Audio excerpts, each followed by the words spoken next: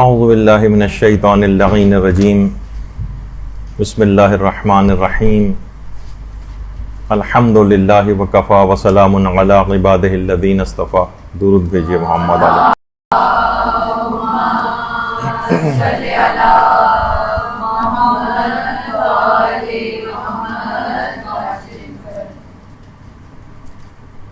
جیسے کہ آپ سب لوگوں کے علم میں ہے اور اس سے پہلے بھی کئی دفعہ اس کا تذکرہ ہو چکا ہے کہ ہر سال شب قدر کے موضوع پر ہماری گفتگو ہوتی ہے مدرسے میں، اور آج کی رات شب شہادت امیر المومنین علیہ الصلوۃ والسلام بھی ہے. اللہم صل علی محمد وآل محمد.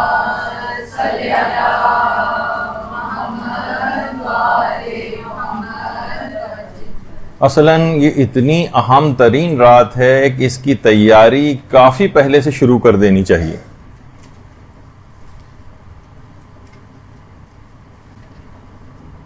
آیت اللہ عبد الکریم کشمیری ہمارے ایک مشہور عرفاء میں سے گزرے ہیں. وہ فرماتے تھے کہ رمضان کے بعد سب سے افضل ترین مہینہ جو ہے وہ رجب کا مہینہ ہے.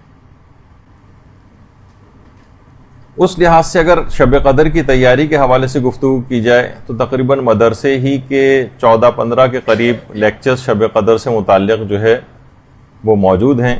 تو اس کی بہت پہلے سے، مہینوں پہلے سے سننا شروع کر دینا چاہیے، اس کی پریپریشن شروع کر دینا چاہیے، کاپی ورک ہو جانا چاہیے، دعاؤں کی لسٹیں تیار ہو جانا چاہیے، سارے اعمال کیا کیا چیزیں اس رات کو انجام دینے ہیں وہ سب لائن اپ کر کے رکھ لینے چاہیے، کیونکہ رات بہت مختصر ہے اور اعمال بہت زیادہ ہیں. بہت تیز رفتاری کے ساتھ یہ رات گزر جائے گی، تو ایک ایک لمحہ اس کا کشید کرنا ہے اور اس سے فائدہ اٹھانا ہے. دروس اس سلسلے میں خاص طور پر ضرور سنے جائیں.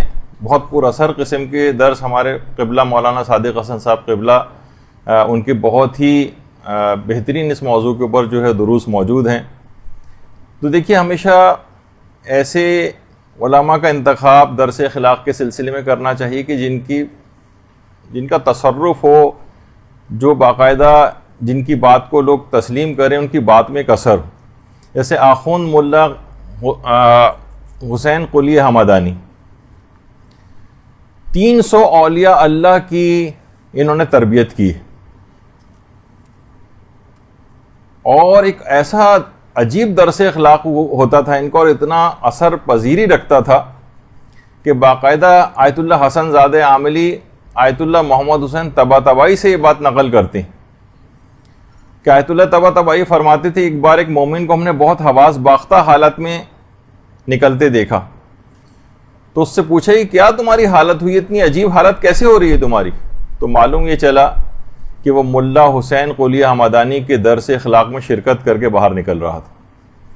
ایسی موت اور آخرت کی یاد دلاتے تھے، ایسا تصرف روحی رکھتے تھے، اتنا اثر ان کی بات میں ہوتا تھا کہ نظر آتا تھا لوگوں کے اوپر.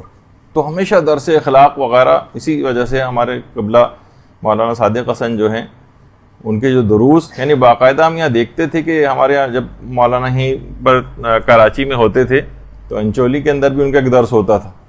تو باقاعدہ ایک بزرگ یہاں تو انتقال کر گئے ہیں، وہ ان کے باقاعدہ رونگٹے کھڑے ہو جاتے تھے، جسم کے بال ان کے کھڑے ہو جاتے تھے. لوگ یعنی ایسی ان کی حالت ہوتی تھی کہ لوگ مولانا کا درس بھول کر ان صاحب کو دیکھنا شروع ہو جاتے تھے. تو بہرحال اس طرح سے اس کو سننا ہے، اس متعلق سیکھنا ہے، محنت کرنی ہے اور اس کے اثر کو قبول کرنا ہے. دیکھیے، محنت کیے بغیر اس رات میں بہت محنت کرنی ہے. پورا رمضان محنت کرنے کا ہے، یہاں زیادہ تر لوگ سو کر گزارتے ہیں اس کو. لیکن یہ پورا زمانہ جو غیبت ہے، یہ اصل میں امتحان اور آزمائش کا زمانہ ہے. ہمارا یہ جو زمانہ چل رہا ہے امتحان اور آزمائش کا زمانہ ہے، اور اس زمانے کے مومنین کی مثال علماء یہ دیتے ہیں، ان کی مثال بالکل ایسی ہے جیسے شب عاشور امام حسین کے اصحاب کی مثال تھی. اللہم صل علی محمد وعلی محمد.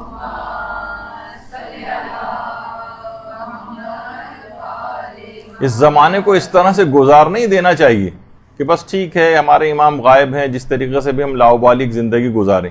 علماء فرماتے ہیں کہ غیبت امام میں مومنین کی مثال ایسی ہے جیسے شب عاشور امام حسین علیہ السلام کے اصحاب کی مثال، کہ چھلنی سے چھان کر کھرے کو کھوٹے سے الگ کیا جائے گا۔ یہ زمانے غیبت، یعنی تبدیل ہوئے بغیر غیبت میں زندگی گزارنے کا، اور اسی طریقے سے توبہ کا بھی کوئی مفہوم نہیں ہے۔ اس رات کتنی آپ دعائیں توبہ پڑھیں گی اور ویسے بھی توبہ کریں گی اور بار بار 70 مرتبہ استغفر اللہ و اتوب الیہ کہیں گی، یا مثلا تسبیح پڑھیں گی استغفار کی۔ یاد رکھ لیجئے کہ تبدیل ہوئے بغیر توبہ کا کوئی مفہوم نہیں۔ شب قدر میں جو سر پر قرآن رکھ کر عمل کیا جاتا ہے، جبکہ سیرت اس کے بالکل برخلاف ہو، جیسے کہ برخلاف امینڈمنٹس بھی کیے ہیں کہ کوئی زیادہ وہ چیز نہ پھیلے، لیکن صرف ایک آپ کو احساس دلانے کے لیے کہ سیرت اگر اس کے بالکل برخلاف ہے اور سر پہ قرآن بھی رکھا ہوا ہے تو اس کا کوئی اثر مرتب نہیں ہوگا۔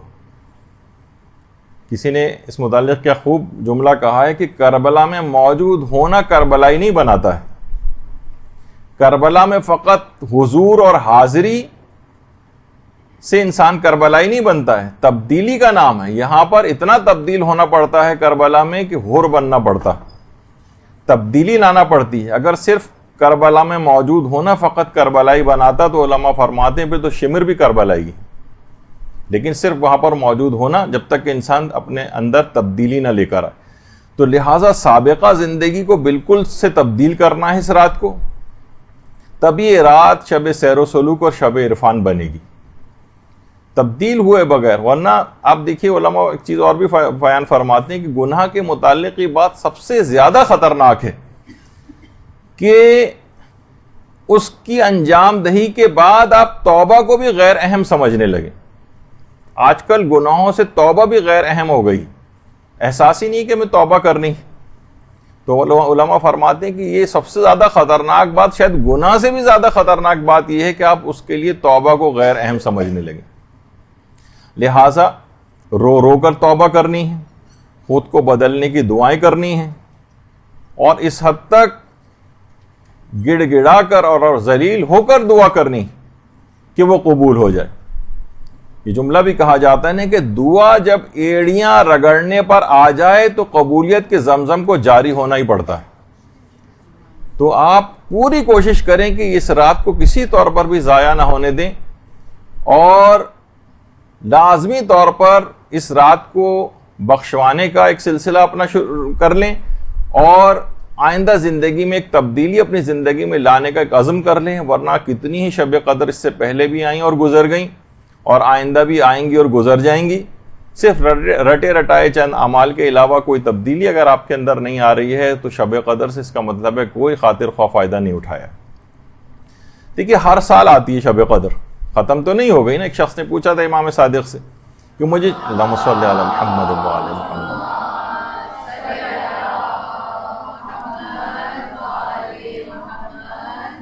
کہ کیا یہ مخصوص رات تھی جو گزر گئی ہے، ہر سال آتی؟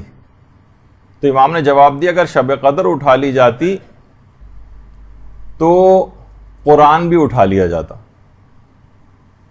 تو شب قدر ہر سال آ رہی ہے اور ہر سال شب قدر جا رہی۔ اور یہ بھی یاد رکھ لیں کہ دیکھیے رمضان جس کے اندر آپ کو یہ کہا جاتا ہے کہ آپ کی نیند بھی عبادت ہے، یعنی جس میں آپ کو سونا بھی آپ کا عبادت ہے، اسی رمضان کی رات میں آپ کو زبردستی جگوایا جا رہا ہے، 1 منٹ کو بھی نہ سوئیے۔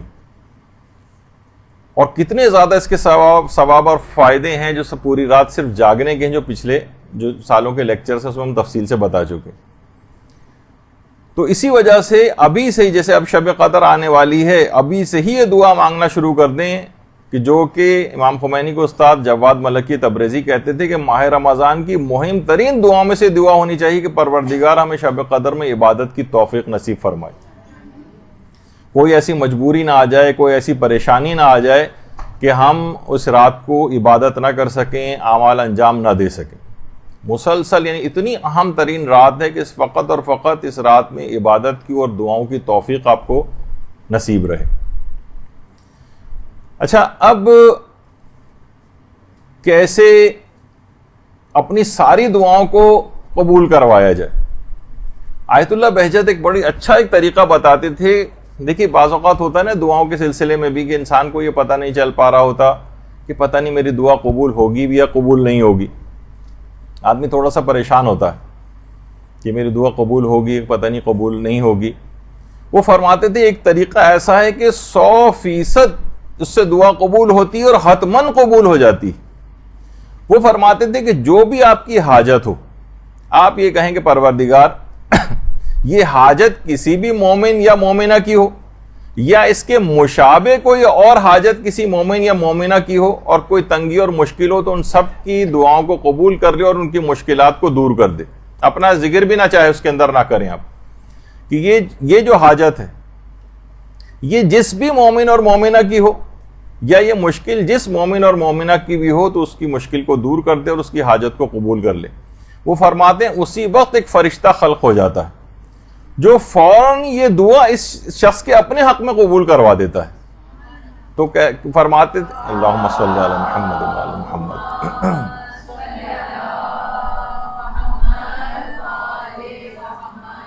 تو سب سے بہترین طریقہ یہ ہے کہ اس میں آپ تمام جتنی بھی دعائیں آپ کے پاس ہیں یہ دوسروں کے لیے کریں. وہ خود بخود ہر دعا کے لیے ایک فرشتہ پیدا ہوتا رہے گا جو آپ کے اپنے حق میں اس دعا کو قبول کروا دے گا.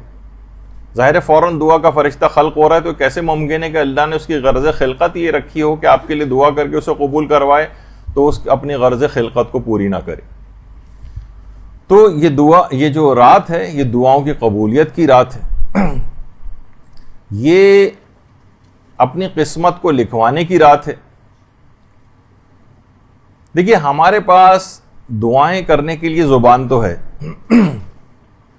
لیکن اتنی ساری جو ہماری پچھلے گناہ ہیں بدعمالیاں ہیں اس میں ہمیں بعض اوقات یقین نہیں ہوتا کہ ہماری دعائیں قبول بھی ہوں گی یا قبول نہیں ہوں گی. علماء فرماتے ہیں کہ خاص طور پر ویسے تو پورا خاندان اہل بیت کا واسطہ ہی ایسا ہے کہ جو دعاؤں کو قبول کرواتا ہے. البتہ فرماتے ہیں 4-5 واسطے علی الخصوص ایسے ہیں کہ جو دعاؤں کی قبولیت کے لیے از حد کارآمد ہے اور ان کے رد ہونے کا پھر دعا کے کوئی امکان ہی نہیں ہوتا. تو اس رات کو جتنی بھی آپ دعائیں پڑھیں گی اور دعائیں اپنے لیے کریں گی سب لوگوں کے لیے دعا کریں گی اس میں علی الخصوص یہ 4-5 واسطے آپ دعا کے شروع ہی میں ان کا واسطہ اور توسل اختیار کریں اور اس کے بعد جو چاہیں پھر دعا مانگیں.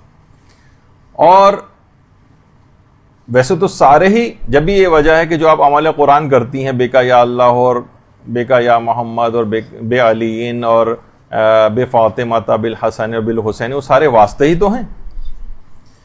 تو یہ تمام چیزیں ایسی ہیں لیکن اس میں بھی 4-5 واسطے خاص طور پر جس میں سے ایک واسطہ توسل حضرت امیر المومنین علیہ الصلوۃ والسلام.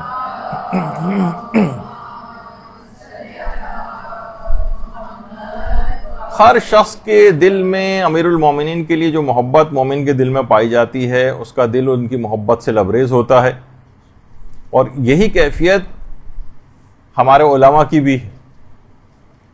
آقا جعفر آقا مجتہدی یہ عرفاء میں سے گزرے ہیں.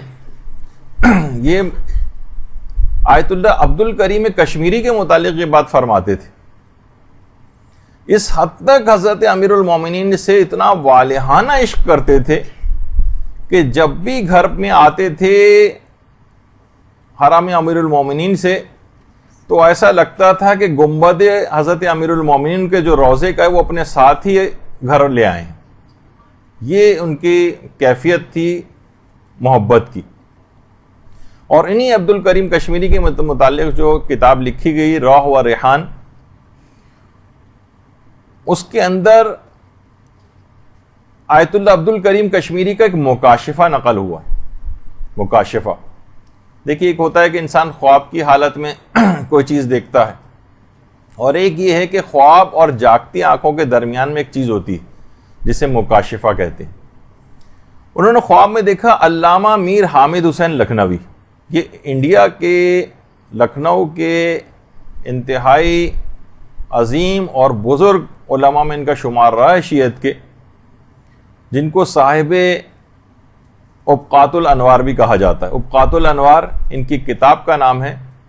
تو جب شاہ عبد العزیز محدث دہلوی نے تحفہ اثنا شریعہ شیعوں کے خلاف ایک کتاب لکھی تھی تو اس کا جواب علامہ میر حامد حسین لکھنوی نے ابقات الانوار کے نام سے دیا تھا، اور اس کے مختلف چھپتے رہے ہیں. ابقات الانوار شاید مکمل طور پر ابھی تک پرنٹ بھی نہیں ہوئی ہے، کچھ اس کے اجزاء ابھی تک ایسے ہیں کہ جو کہ شائع نہیں ہوئے ہیں.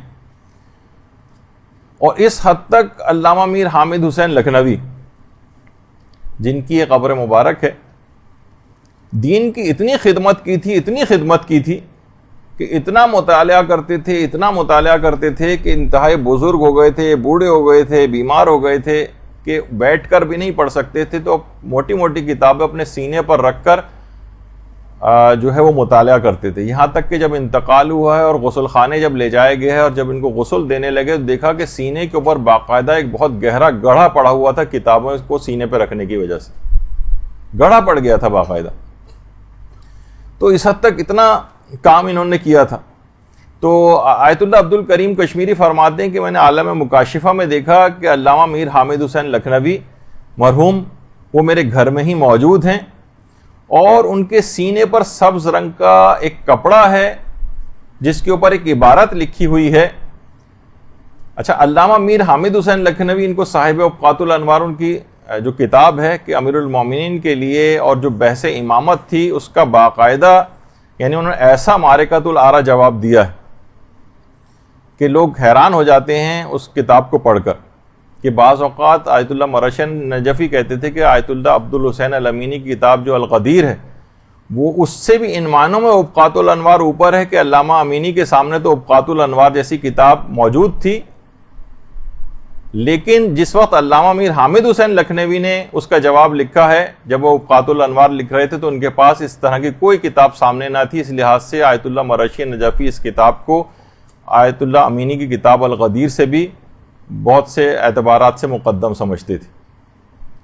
تو انہوں نے فرمایا کہ میں نے دیکھا کہ ان کے سبز رنگ کا ایک کپڑا ان کے سینے کے اوپر رکھا ہوا ہے جس کے اوپر ایک چیز لکھی ہوئی ہے کہ حب علی حسنہ لا تضر مع سیاح.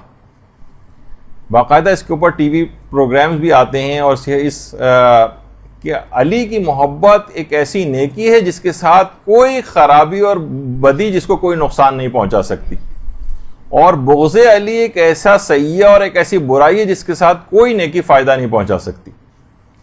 تو کہہ رہے ہیں یہ باقاعدہ یہ جملہ ان کے سینے کے اوپر لکھا ہوا تھا. اس حد تک ہمارے علماء نے امیر المومنین علیہ الصلوۃ والسلام کے لیے کام کیا ہے.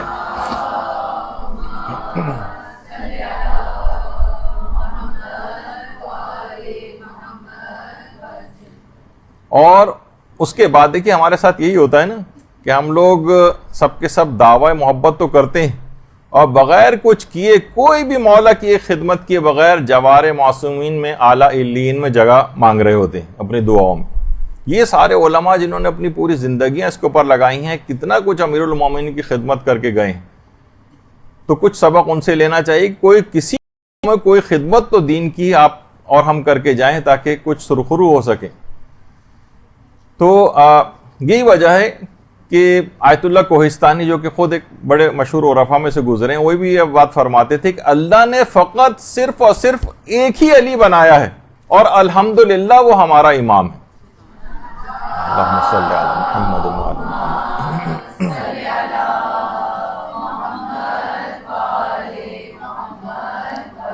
جس کی ولایت کے اوپر اعتقاد رکھنا واجب ہے، جس کی ولایت پر اعتقاد رکھے بغیر کوئی شخص جنت میں نہیں جا سکتا، کہ اس کے کوئی اعمال قبول نہیں ہو سکتے، اور اس ولایت کے پروانے کے بغیر جنت میں داخلہ ہی ناممکن ہے. پورے صراط سے گزرنے کا پرمٹ وہ ان کی ولایت ہے. اعمال کی قبولیت کا دار و مدار اسی کے اوپر. یہی وجہ ہے کہ بڑا مشہور وہ جملہ ہے نا ان کا آیت اللہ آقا محسن قراتی کا، کہ وہ بڑی اچھی مثال دیتے ہیں، مثالوں کے تو شہنشاہ سمجھے جاتے ہیں محسن قراتی. تو فرمانے لگے کہ لوگ اکثر یہ آ کر سوال کرتے ہیں کہ بھئی یہ کیسے ممکن ہے کہ انسان سارے اعمال، پوری زندگی کے نیک اعمال آپ کہہ رہے ہیں کہ وہ قبول نہیں ہوں گے اگر ولایت علی نہیں ہوگی. تو اس کو بڑے اچھے طریقے سے وہ سمجھاتے ہیں. کہتے ہیں مثلا اگر کوئی پولیس والا آ کر آپ سے گاڑی کا لائسنس طلب کرے، ٹریفک پولیس والا، اور آپ کے پاس ڈرائیونگ لائسنس نہ ہو، لیکن آپ اس کے بجائے اپنی ساری میڈیکل فٹنس کی رپورٹس اس کو دکھاتے رہیں، وہ نہیں مانے گا۔ گھر کے کاغذات دکھا دیں 10,000 گز کے گھر کے، وہ تب بھی آپ کو نہیں جانے دے گا۔ آپ اپنی پی ایچ ڈی کی ڈگری اس کو دکھا دیں، تب بھی وہ آپ کو جانے نہیں دے گا اور لائسنس طلب کرتا رہے گا۔ یہاں تک کہ وہ کہہ رہے ہیں کہ اگر آپ نوبل پرائز بھی آپ کو ملا ہوا، نوبل پرائز بھی اگر آپ ان کو دکھائیں تب بھی وہ آپ کو جانے نہیں دے گا۔ حتیٰ کہ اگر کوئی مجتہد ہے وہ اپنی اجتہاد کے تمام اجازے بھی دکھا دے تب بھی پولیس والا جانے نہیں دے گا، اسے ڈرائیونگ لائسنس ہی چاہیے ہوگا۔ تو فرماتے ہیں بالکل اسی طریقے سے کوئی دوسرا عمل قبول نہیں کیا جائے گا۔ لاکھ آپ سب چیزیں دکھاتے رہیں، قیامت میں آپ نمازیں اپنی دکھاتے رہیں، روزے دکھاتے رہیں، حج دکھاتے رہیں، ساری نیکیاں دکھاتے رہیں، لیکن ولایت علی کا پروانہ اگر کسی کے پاس نہیں ہے تو اس کا چالان ضرور ہوگا اور اس کا کوئی دوسرا عمل قبول نہیں کیا جائے گا۔ جس طریقے سے ٹریفک پولیس والا لائسنس طلب کر رہا ہوتا ہے، کوئی اور چیزیں نہیں دیکھ رہا ہوتا۔ تو انہی کے تمام واسطے اور وسیلے آپ کو اس رات کو دینے ہیں حضرت امیر المومنین علیہ الصلوۃ والسلام کے۔ اللہم صلی علی محمد وعلی محمد۔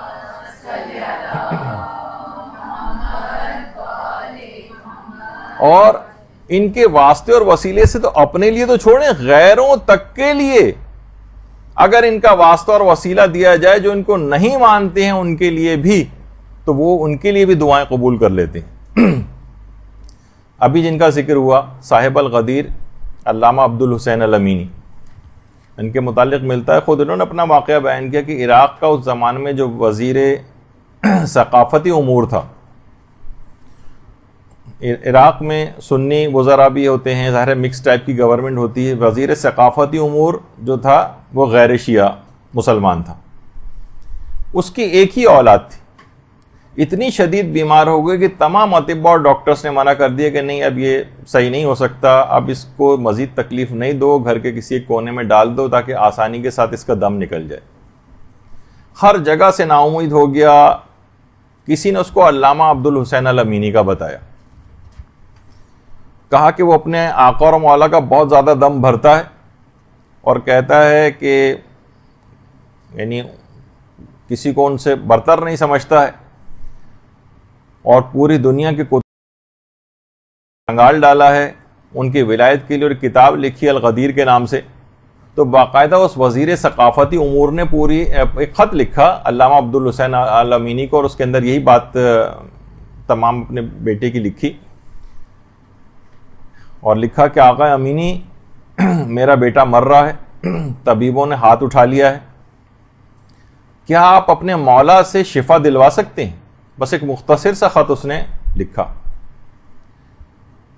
وہ خط کوئی شخص علامہ امینی کے پاس لے کر آیا اور دروازے کے باہر انتظار کر رہا تھا کہ اس کا جواب دے دیں۔ علامہ امینی نے فوراً اسی وقت خط کو اٹھایا اور اس کے پیچھے اس کا جواب لکھا، بسم اللہ الرحمن الرحیم، خدا نے برکت امیر المومنین کی وجہ سے تیرے بیٹے کو شفا دے دی ہے۔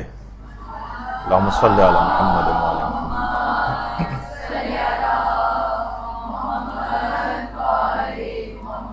اچھا، یہ نہیں لکھا کہ خدا شفا دے دے گا، خدا نے برکت امیر المومنین سے تیرے بیٹے کو شفا دے دی ہے، اور بس یہ لکھ کر خط کو بھیج دیا۔ وہ شخص خط لے کر گیا وزیر ثقافتی امور کے گھر، اور ادھر علامہ اسی وقت روضہ حضرت امیر المومنین علیہ الصلوۃ والسلام پہنچ گئے۔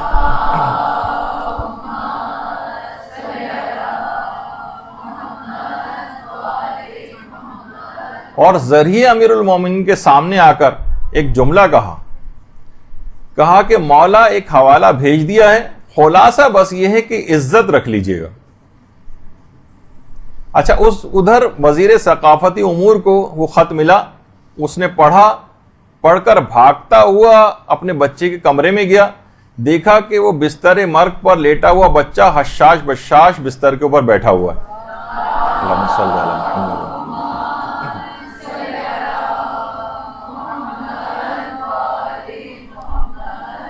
تو حضرت امیر پر پورے یقین اور اطمینان کے ساتھ، پورے یقین اور اعتماد کے ساتھ ان کا وسیلہ دے کر دعا کریں، انشاءاللہ آپ دیکھیں گے کوئی امکان ہی نہیں ہوگا کہ اس شب قدر کے اندر حضرت امیر کا واسطہ اور وسیلہ بنایا جائے اور پھر بھی دعا رد ہو جائے۔ دیکھیے ایک طریقہ اور بھی ہے دعاؤں کو قبول کروانے کا. علماء بھی اس کو اپلائی کرتے ہیں.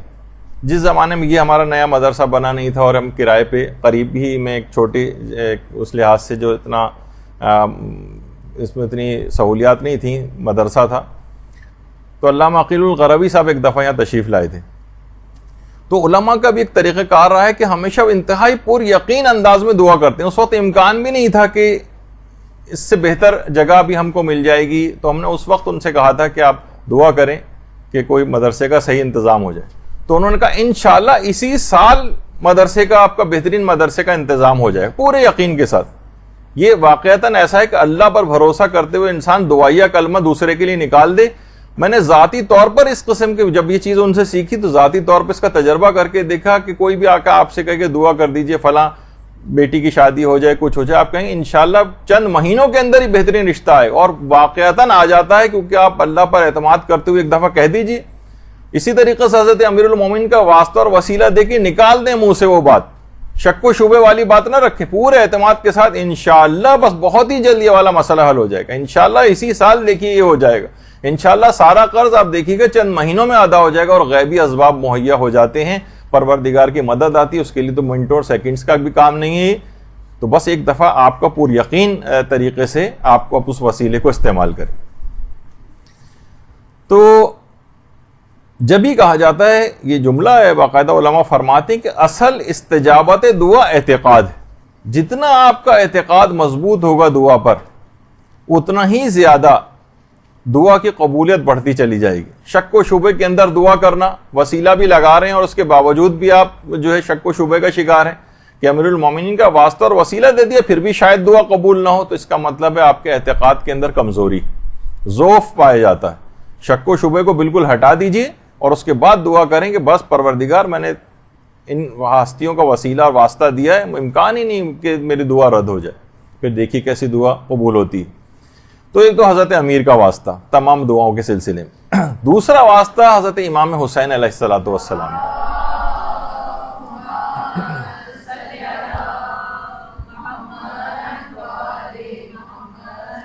علامہ محمد حسین طباطبائی فرماتے تھے کہ دو کام ایسے ہیں کہ جو رفع حجابات کرتے ہیں, رفع حجابات, اور یہ دونوں کام عظیم نعمتیں.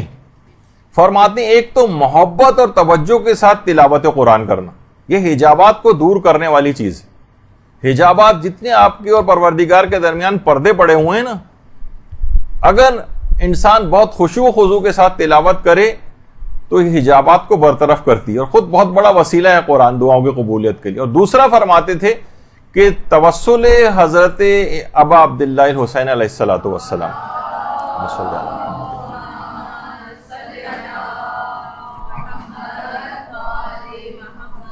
اور فرماتے تھے کہ یہ چیزیں ذہن کی صفائی بھی کرتی ہیں, رفع حجابات بھی کرتی ہیں اور ذہن کی صفائی بھی کرتی ہیں. ہمارے دماغ کے اوپر جو جالے تن جاتے ہیں اور گرد و غبار آ جاتا ہے اور گناہوں کی کثافتیں آ جاتی ہیں, توسل حضرت ابا عبداللہ حسین اس کو بھی دور کرتا ہے, حجابات کو برطرف کرتا ہے.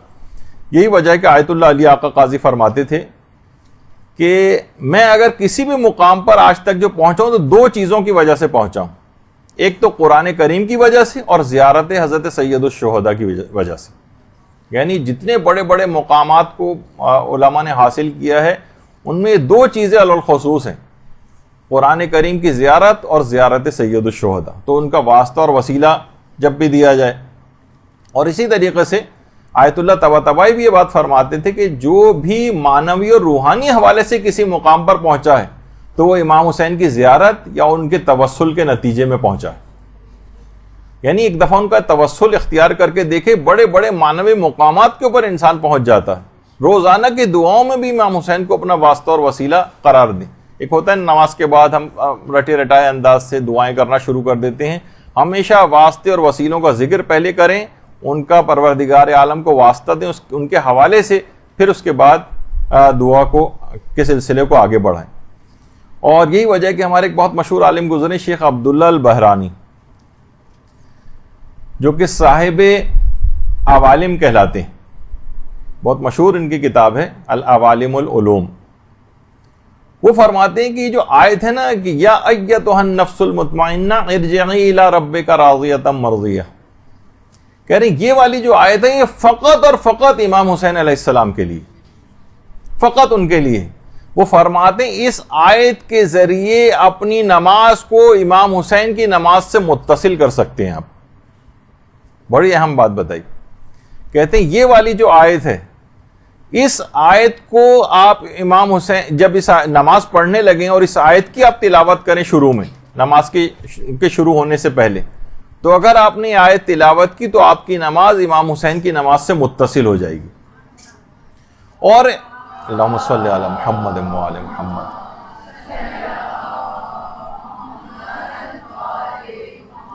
اور نماز سے پہلے اس آیت کو پڑھنے سے خود بخود ایک توسل امام حسین پیدا ہو جائے گا، اور جیسے ہی وہ توسل پیدا ہو جائے اس کے بعد آپ کہیں السلام علیکہ یا ابا عبداللہ الحسین، اور اس کے بعد پھر اپنی نماز شروع کر دیں۔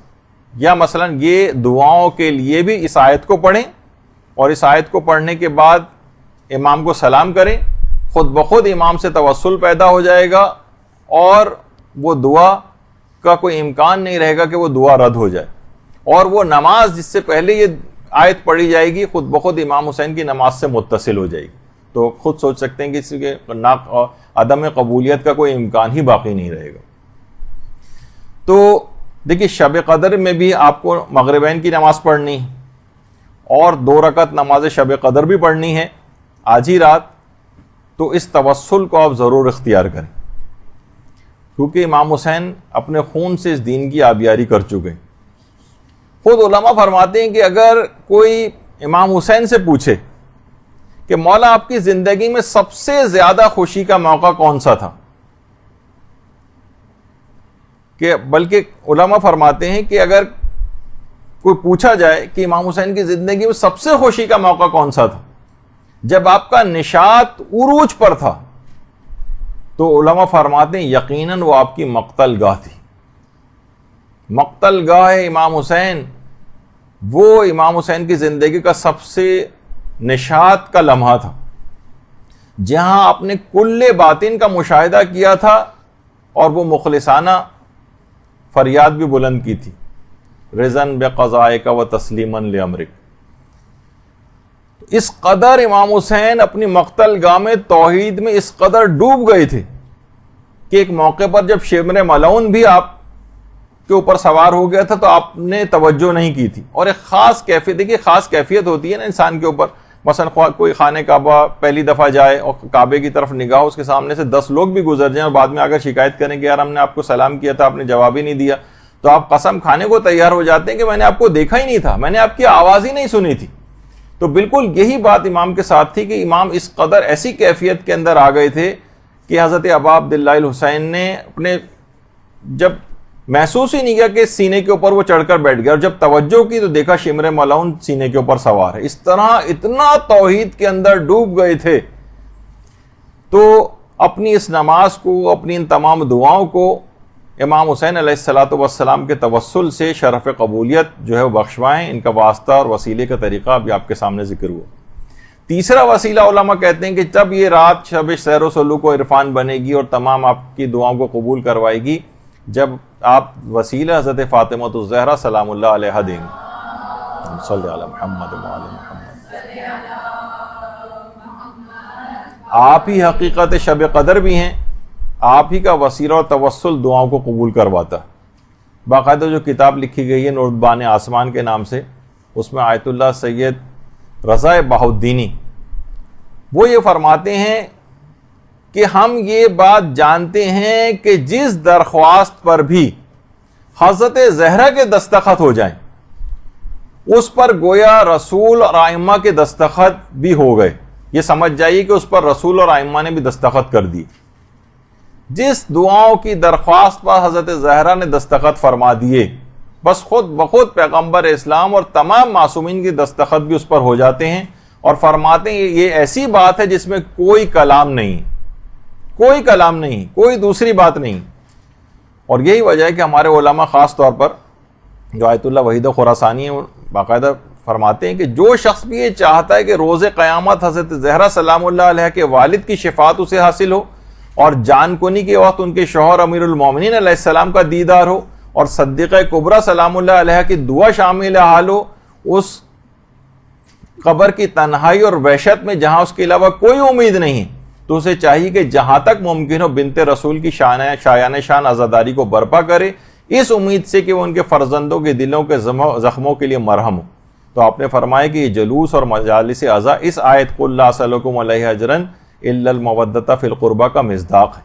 تو حضرت زہرا کا توسل، حضرت زہرا کے متعلق اتنی زیادہ تاکیدات علماء کرتے ہیں، ان کے واسطے اور وسیلے سے آپ جو بھی دعا مانگیں گی وہ لازمی طور پر قبول ہو جائے گی۔ اور اس حد تک کہ آیت اللہ سید مرتضی رضوی کشمیری، یہ کشمیر کے علاقے کے تھے اور یہ ملا حسین قلی حمدانی کے شاگردوں میں سے تھے، خود عرفہ میں تھے۔ وہ فرماتے تھے کہ ایک دفعہ رمضان ہی کے دن تھے، افطار کے بعد ملا حسین قلی حمدانی جو ہے وہ مدرسے میں فجر کے قریب جو ہے اور نماز جماعت فجر کی مدرسے کے اندر ہوتی تھی، چابی گھر بھول آئے۔ اب لوگ سارے باہر کھڑے ہوئے ہیں، اتنا وقت بھی نہیں تھا کہ گھر واپس جاتے اور چابی لے کر آتے، تو اپنے آنے والے جو ساتھ میں افراد تھے ان کی طرف متوجہ ہوئے اور کہا کہ مشہور ہے کہ مادر موسیٰ کا نام لینے سے تالے کھل جاتے ہیں، تو کیا ایسا ممکن ہے کہ میں فخر مادر موسیٰ حضرت زہرا سلام اللہ علیہ کا نام لوں اور تالا نہ کھلے؟ کہہ رہے ہیں ابھی نام جملہ مکمل نہیں ہوا تھا کہ اسی وقت مدرسے کا تالا خود بخود آواز آئی اور جھٹکے سے تالا کھل گیا۔ اللہم صلی علی محمد۔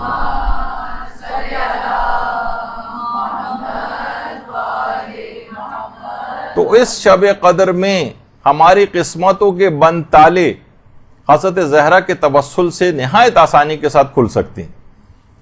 پوری کوشش کریں، بار بار دعاؤں کے اندر حضرت زہرا کا واسطہ اور وسیلہ دیں، پھر آپ دیکھیں گے کس طریقے سے یہ تالے کھلتے ہیں۔ اس کے بعد اگلا وسیلہ دینا ہے حضرت ابو الفضل العباس علمدار علیہ الصلاۃ والسلام۔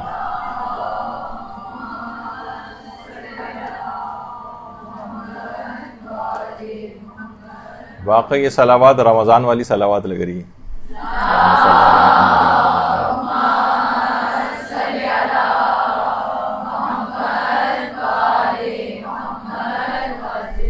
حضرت عباس علمدار جن کی تعریف کے لیے کسی نے جملہ صحیح کہا ہے کہ عباس کی تعریف یہ ہے کہ وہ شخص جس کی تلوار میان میں ہو اور دشمنوں کی نیندیں حرام ہو، اسے عباس کہتے ہیں۔ تلوار نکلی ہوئی نہ ہو، تلوار میان میں ہو اور دشمنوں کی نیندیں حرام ہو۔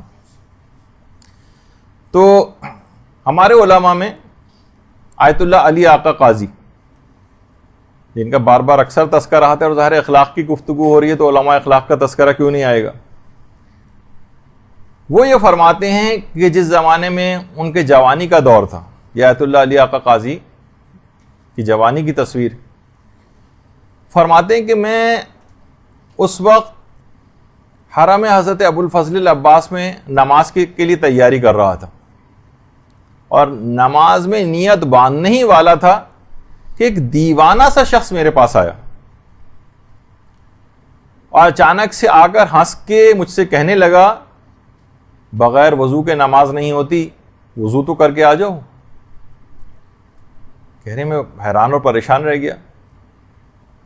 اچھا، عام طور پر وہ افراد جو کہ دائم الوضو رہتے ہیں، وہ اکثر یہ ہوتا ہے کہ وضو ٹوٹنے کے بعد بھول جاتے ہیں دوبارہ وضو، مثلا اگر نہیں کیا تو نماز کے لیے، کیونکہ ہر وقت عادی ہوتے ہیں کہ بس وضو تو ہے ہی اور نماز کے لیے کھڑے ہو گئے۔ یہی کیفیت علی آقا قاضی کی بھی تھی۔ کہہ رہے ہیں میں نے واقعی غور کیا تو میں وضو ٹوٹنے کے بعد میں نے دوبارہ وضو نہیں کیا تھا۔ اب آپ دیکھیں گے حضرت ابو الفضل العباس کے در کے دیوانے بھی ایسے عرفا ہوتے ہیں۔ تو کہہ رہے میں نے وضو کر کے آیا اور نماز ادا کرنے لگا۔ نماز کو جب میں نے ختم کیا تو وہ دیوانہ پھر آیا میرے پاس اور آ کر کہنے لگا میرے کان میں کہ ابو الفضل العباس تمام اولیاء خدا کی پناہ گاہ ہیں، جو مشکل حل کروانا ہو حضرت ابو الفضل کے پاس جا کر ان سے حال دل کہو، تمہاری مشکل حل ہو جائے گی۔ علی آقا قاضی فرماتے ہیں کہ میں نے 18 سال تک ریاضتیں کی تھی، 18 سال، مگر مجھے لگ رہا تھا کہ میں جیسے روحانیت کے خاص مقام پر آ کر رک گیا ہوں آگے، اور روحانیت کا دروازہ کھل نہیں رہا ہے۔ میں تمام نماز، روزے، اذکار، دعائیں، زیارات، تلاوت، لیکن لگ رہا تھا کہ ان تمام اعمال کو انجام دینے کے بعد بھی عشق پروردگار کی اس کیفیت کے اوپر میں نہیں پہنچ پا رہا ہوں کہ جو مجھے حاصل ہو جانی چاہیے تھی، اور میں گویا ایک لحاظ سے نا امید ہی ہونے لگا تھا۔ دیوانے نے کان میں جب یہ آ کر کہا کہ حضرت ابو الفضل عباس سے توسل کیوں نہیں اختیار کرتے ہو اور اپنی حاجت ان سے کیوں نہیں کہتے ہو جبکہ وہ تمام اولیاء خدا کی پناہ گاہ ہیں، میں نے تڑپ کر اسی وقت حضرت ابو الفضل عباس علمدار سے توسل کیا کہ مولا میں نے 18 سال تک ریاضتیں کی ہیں، میں نے بہت رنج اور غم اٹھائے ہیں،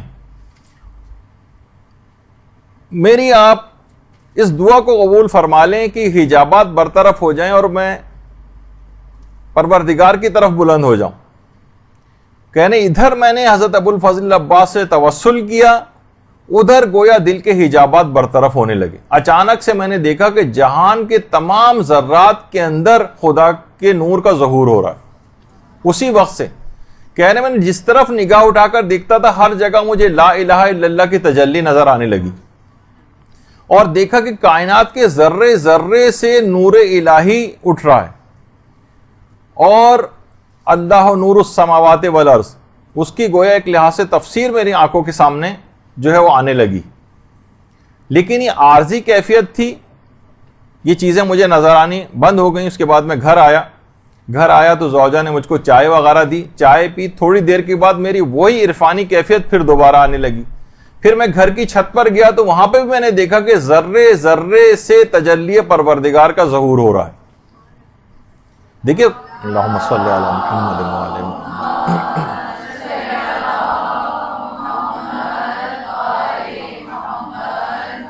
دیکھیے خدا ہر قسم کی جسمانیت سے منزہ اور مبرہ، لیکن دل کی آنکھوں سے اس کو دیکھا جا سکتا ہے۔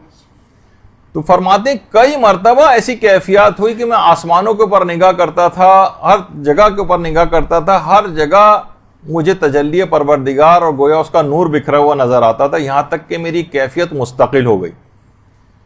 اور اس کے بعد فرماتے ہیں کہ بہرحال پھر اس کے بعد آپ گھر تشریف لے آئے، پھر کیفیت پوری مستقل ہو گئی، اور یہ واقعہ بھی اس میں ملتا ہے ایک دفعہ مکمل طور پر زلزلہ آیا کہ پورا گھر گر گیا، اور پورا گھر گر گیا۔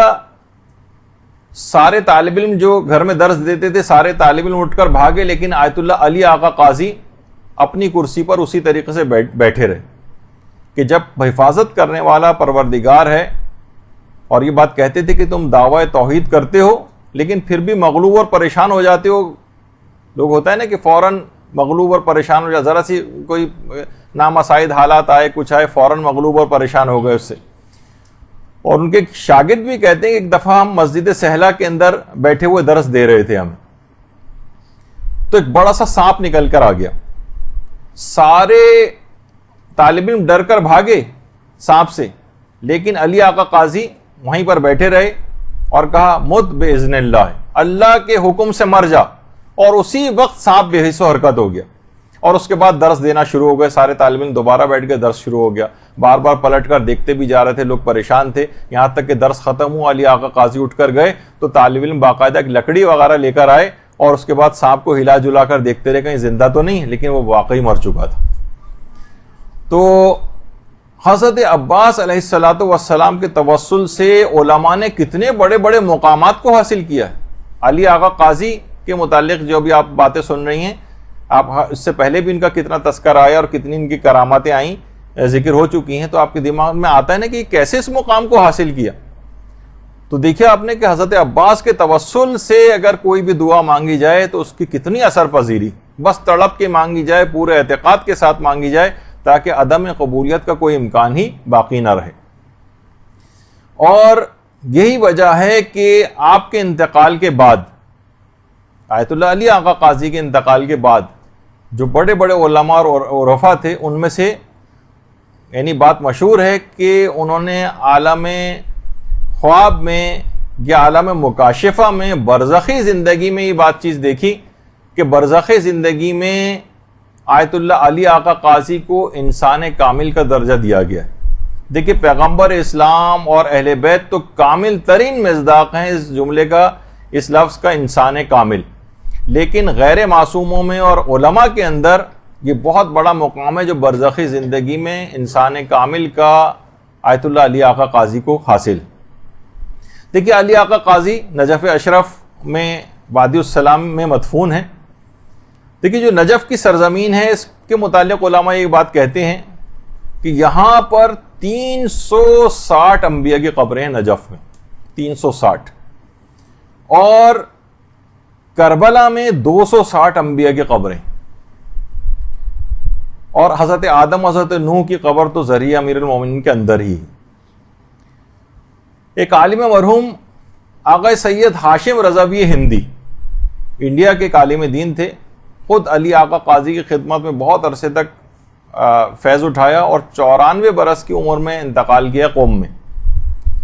وہ فرماتے تھے کہ اہل عراق کی جتنی مشکلات ہیں، میں نے اندازہ یہ کیا ہے کہ ان کی مشکلات کی جو ایک بڑی وجہ ہے وہ وہاں کے اکثر لوگوں کی حضرت امیر المومنین علیہ السلام کی عدم معرفت ہے، یعنی اتنی معرفت نہیں ہے جس اعتبار سے ان کی ہونی چاہیے.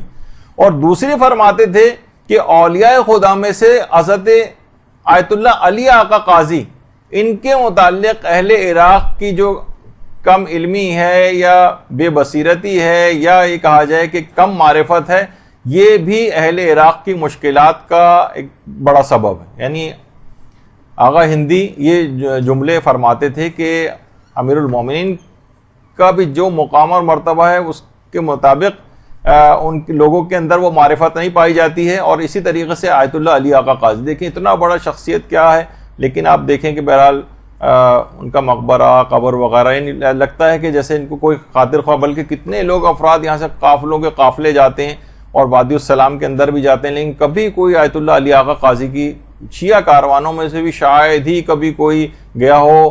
میں نے تو آج تک کسی کو بھی نہیں دیکھا کہ کوئی علی آقا قاضی کی قبر پہ گیا بھی ہو یا ان کا نام بھی کبھی کسی نے سنا ہو. جس کو عالم برزخ میں معصومین سے ہٹ کر انسان کامل کا درجہ دیا گیا ہو، اس میں قوم کی بے حسی کا یہ عالم ہے. یہی وجہ ہے کہ جو بار بار ہم علماء کا تذکرہ اس میں جو ہے کرتے ہیں، لوگ یہی کرتے ہیں نا کہ معصومین کا تذکرہ اس لحاظ سے ان کی سیرت تو کہتے ہیں بھائی ہم کہاں ان کی پیروی کر سکتے ہیں، لیکن یہ علماء ان کی تو پیروی کی جا سکتی ہے، یہ تو غیر معصوم ہے، یہ تو ہمارے ہی طرح کے افراد تھے. تو اس وجہ سے ان کا تذکرہ زیادہ آتا ہے تاکہ ہمارے سامنے ایک مشعل راہ رہے کہ ہم بھی کچھ محنت کر کے کسی مقام کو حاصل کر سکتے ہیں. تو علی آقا قاضی تو بہرحال آپ نے دیکھا کہ توسل حضرت عباس علمدار یہ اتنا مقام، اللہم صلی علی محمد،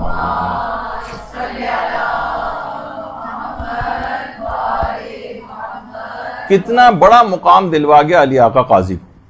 اور آج حیران ہوں گے کہ جو انحرافات اور فتنے پھیل رہے ہیں اور سوشل میڈیا کے اوپر بہت زیادہ اس کے اوپر کام ہو رہا ہے، اس میں آج کل سوالات اٹھائے جا رہے ہیں کہ کیا حضرت ابوالفضل العباس کو باب الحوائج کہنا صحیح ہے، کیا ان کو توسل اور واسطہ بنایا جا سکتا ہے. ایسے سوال، اشکالات اٹھانا، لوگوں کے دماغوں کو مسموم کرنا، زہر آلود کرنا یا شک ڈالنا، یہ آج کل ایک کام اس سلسلے میں بہت بڑھتا جا رہا ہے. تو علماء اور مراجع اس کے آگے سفارہ ہیں، باقاعدہ آیت اللہ شبیری زنجانی نے ان کی اپنی آفیشیل ویب سائٹ پہ ہے کہ یہ بالکل امور قطعیہ میں سے ہے دین کے کہ حضرت ابوالفضل العباس یہ باب الحوائج ہیں. اس میں کوئی شک و شبے کی بات ہی نہیں ہے، یہ قطعی امور کے اندر سے. ایک بزرگ عالم دین سے ایک دفعہ کسی نے پوچھا تھا کہ ایک سوال ہے کہ مقام حضرت عباس علمدار افضل ہے مقام سلمان فارسی. کہا جاتا ہے نا کہ دیکھیے سلمان فارسی ایمان کے 10 درجے کے اوپر فائز ہیں. ان عالم نے کہا خبردار ایسا سوال بھی دوبارہ مت کرنا، خواہ سلمان ایمان کے 10 درجوں پر فائز ہوں، مگر یہ بات یاد رکھ لو کہ ابوالفضل العباس ایسی شخصیت کا نام ہے جن کی ایک نگاہ لطف سے سلمان بن جاتا ہے.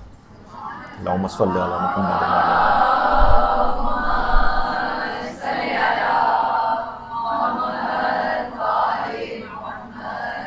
یاد رکھ لو اہل بیت رسول پر کسی کو کبھی قیاس مت کرنا.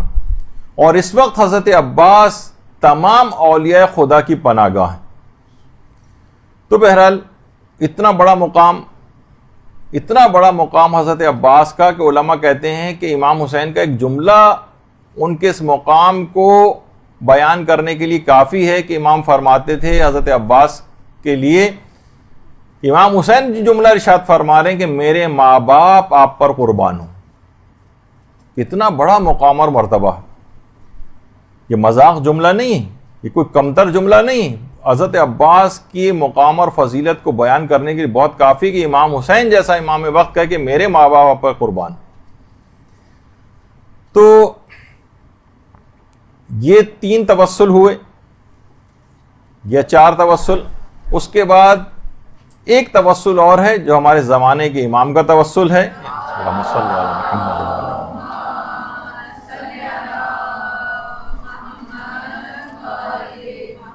ان کا توسل بھی لازمی ہر دعا کے شروع میں اختیار کیا جائے. آیت اللہ بہجت یہ فرماتے تھے کہ اصلاح نماز پر ہی تمام ظاہر اور باطن کی درستگی کا انحصار ہے. یعنی جتنی آپ کی نماز اچھی ہوگی اتنی ہی آپ کی ظاہری اصلاح بھی آپ کی ہوگی اور باطن کی اصلاح بھی ہوگی. فرماتے ہیں نمازوں کو شروع کرنے سے پہلے حضرت حجت سے توسل اختیار کرو اور پھر نماز شروع کرو. السلام علیکہ یا ابا عبداللہ الحسین تو ابھی آپ نے اس سے پہلے سنا. اس کے بعد ایک سلام امام زمانہ کو بھی کر لیا جائے نمازوں کو شروع ہونے سے پہلے. وہ فرماتے تھے جو کہ زیارت جامعہ کا جملہ ہے نا کہ بما والاتکم تقبل الطاعۃ المفترضہ، کہ آپ کی ولایت ہی تمام واجب عبادتوں کی قبولیت کا آپ کی ولایت کے اوپر انحصار ہے. تو وہ فرماتے تھے کہ ہماری تمام جو واجب عبادتیں بھی وہ بھی ولایت ہی کے ذریعے قبول ہوتی. تو امام زمانہ سے توسل اختیار کیا جائے اور اس کے بعد پھر نماز شروع کی جائے. اور آیت اللہ کشمیری، آیت اللہ سید عبد الکریم کشمیری یہ فرماتے تھے کہ امام زمانہ سے توسل پیدا کرنے کا بھی ایک طریقہ ہے، جیسے کہ ابھی آپ نے امام حسین کے سلسلے میں سنا. وہ فرماتے تھے ایک تو زیارت آل یاسین، اگر آپ دعاؤں سے پہلے آپ زیارت آل یاسین اگر پڑھ لیں اور اس کے بعد ایک جملہ کہیں المستغاث بک یا ابن الحسن والمستعان بک یا ابن الحسن، یہ جملہ کہیں اور اس کے بعد کہیں یا صاحب الزما ادرکنی یا صاحب الزما اغیثنی. یہ جملہ اگر آپ کہیں تو فوراً حضرت امام زمانہ علیہ السلام سے توسل پیدا ہو جائے گا اور اس کے بعد ان کے حوالے سے جو دعا کرنی چاہیں کریں اس جملے کو کے بعد. اور فرماتے ہیں کہ اگر زیارت آل یاسین بھی اس سے پہلے پڑھ لی جائے تو اس سے بھی ایک توسل پیدا ہو جاتا. اور یہ بھی فرماتے تھے آیت اللہ سید عبد الکریم کشمیری کے روزانہ ایک مومن کو چاہیے، اصولاً ہمارے پاس ٹائم نہیں ہے ہم لوگوں کے پاس امام زمانہ کے لیے، کہتے تھے کہ روزانہ خلوت میں 1 گھنٹہ امام زمانہ سے بات کرے.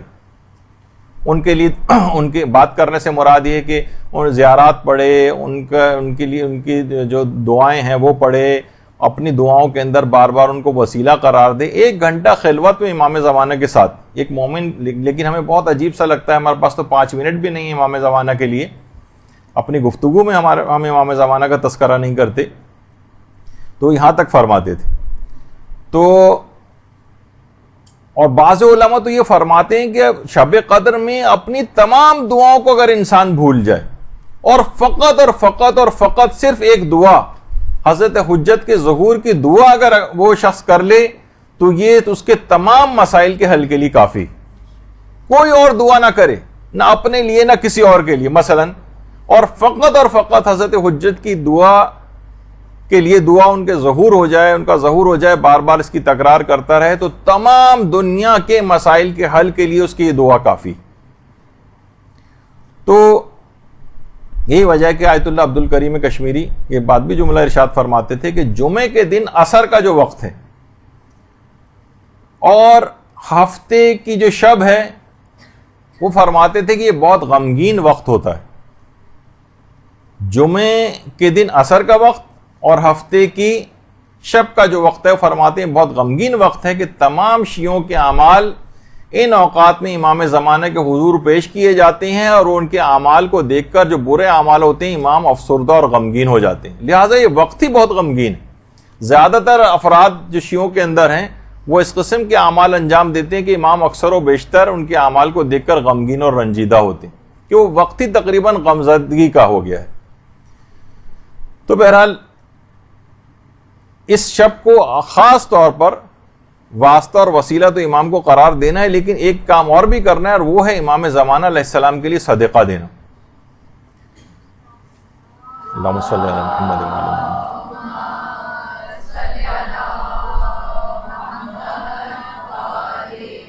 اس شب میں صدقہ دینے کی بہت تاکید ہے، اور خاص طور پر امام زمانہ علیہ السلام کے لیے صدقہ دینا. آیت اللہ سید عبد الکریم کشمیری ایک دیندار ڈاکٹر سید محمد کی تعریف میں ایک جملہ کہتے تھے.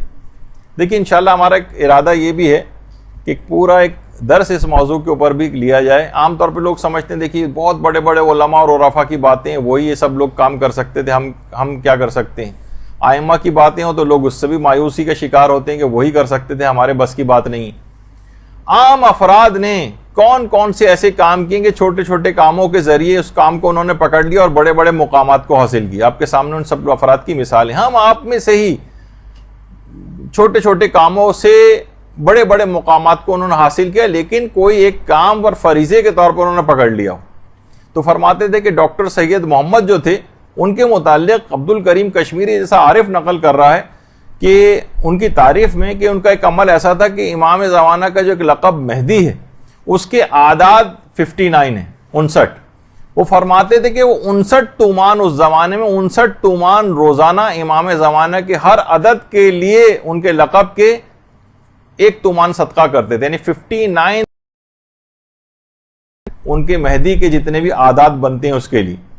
اب کسی کی آپ میں سے کوئی شرعی کوئی طریقہ تو نہیں، لیکن ایک محبت کے اظہار کے طریقے کے طور پہ بتاتے تھے کہ کوئی 59 روپے دے سکتا ہے، کوئی 590 روپے دے سکتا ہے، کوئی 5900 روپے امام زمانہ. جتنی اپنی حیثیت محبت شوق اس کا پایا جائے امام زمانہ کے لیے اس لحاظ سے صدقہ کرے اور اپنی محبت کا اظہار امام زمانہ سے کرے. روزانہ کی بنیاد پر امام زمانہ کے لیے صدقہ ہونا چاہیے، نہ کہ صرف شب قدر میں.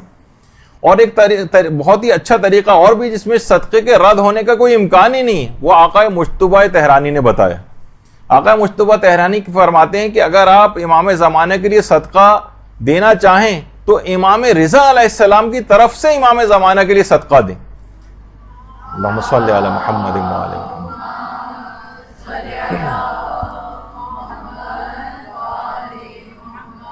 جب ایک معصوم کی طرف سے دوسرے معصوم کے لیے صدقہ دیا جائے گا تو اس کے رد ہونے کا کوئی امکان ہی باقی نہیں رہے گا. تو ایک بہت ہی اچھا طریقہ ہے کہ جس وقت بھی آپ صدقہ دیں اپنی طرف سے جو امام زمانہ کے لیے آپ صدقہ دیتی ہیں، آپ نیت یہ کریں کہ میں امام رضا کی طرف سے امام زمانہ کے لیے صدقہ دیتی ہوں. تو اس کی عدم قبولیت کا کوئی امکان نہیں رہے گا، اور سارے فائدے آپ کو ایسے زبردست صدقے کے حاصل ہو جائیں گے کہ انسان کو صرف عالم آخرت میں جا کر اس کا ثواب پتہ چلے گا. تو آپ نے دیکھا کہ یہ سارے واسطے اور وسیلے یہ تو دیکھیے ہمارے معصومین کے ہیں، کتنے مجرب ہیں، لیکن علماء کا یہ بھی جملہ ہے کہ کتنے ہمارے ایسے عظیم علماء کے مرنے کے بعد بھی ان سے کسب فیض کے لیے انسان چاہے تو کوشش کر سکتا ہے. جیسے ابھی یہی آیت اللہ عبد الکریم کشمیری ان کا ذکر ہو رہا ہے بار بار. ان کے شاگردوں نے پوچھا کہ جو اولیاء خدا پہلے گزر چکے ہیں ان سے ارتباط کے لیے، ان سے فیض کو حاصل کرنے کے لیے کون سا کام کیا جائے؟ تو وہ فرماتے ہیں طریقہ ہے. وہ طریقہ یہ کہ دیکھیے علامہ تقی مجلسی جو کہ علامہ مجلسی کے والد تھے. علامہ مجلسی تو باقر مجلسی تھے، ان کے والد تھے تقی مجلسی.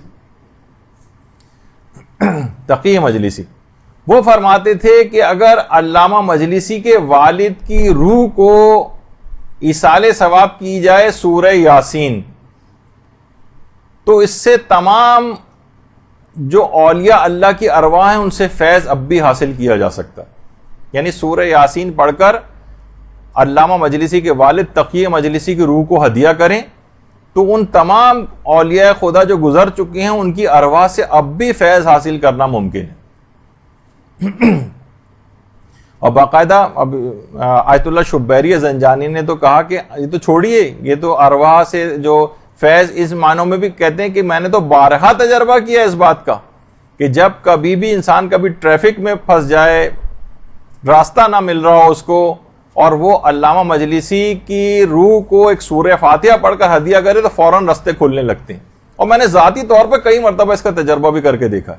خود شبیری زنجانی فرماتے ہیں، اور یہ میں بھی کہہ رہا ہوں جو کہ یہ حقیر جو ہے انہوں نے ان کی بات کو سنا، اور واقعتاً ایسی جگہوں کے اوپر کہ کوئی امکان ہی نہیں تھا کہ اس ٹریفک سے اس وقت نکل سکیں گے، اور جب وہ پڑھا تو بہت آسانی کے ساتھ ایک دم سے راستے کھلنے لگے. اور تو ابھی تک عام دنیاوی چیزوں کے لیے ان کی ارواح سے متوسل ہو کے اپنے کام کروائے جا سکتے، تو روحانی اعتبار سے کتنے فیوز و برکات ان سے حاصل کی جا سکتی. تو اسی وجہ سے بہت زیادہ اس کی تاکید کی گئی ہے کہ علماء کی مجالست انسان اختیار کرے، اور جن افراد کے پاس مواقع ہیں علماء کے پاس جانے کے اس کو غنیمت سمجھیں، اور جن کے پاس مواقع نہیں ہیں جیسے خواتین ہیں وہ ان کے دروس، کیسٹس اور جو کتابیں ہیں علماء کی ان کو پڑھ کر بھی ان سے اس طرح کا ارتباط، ایسی ہی گویا آپ ان کی مجالست کے اندر بیٹھی ہوئی. اور اس کے مقابلے میں علماء یہ بھی چیز فرماتے ہیں کہ عالم غیر عالم کی اگر کوئی مجالست اختیار کرتا ہے تو یہ انتہائی خراب اثر رکھتی ہے.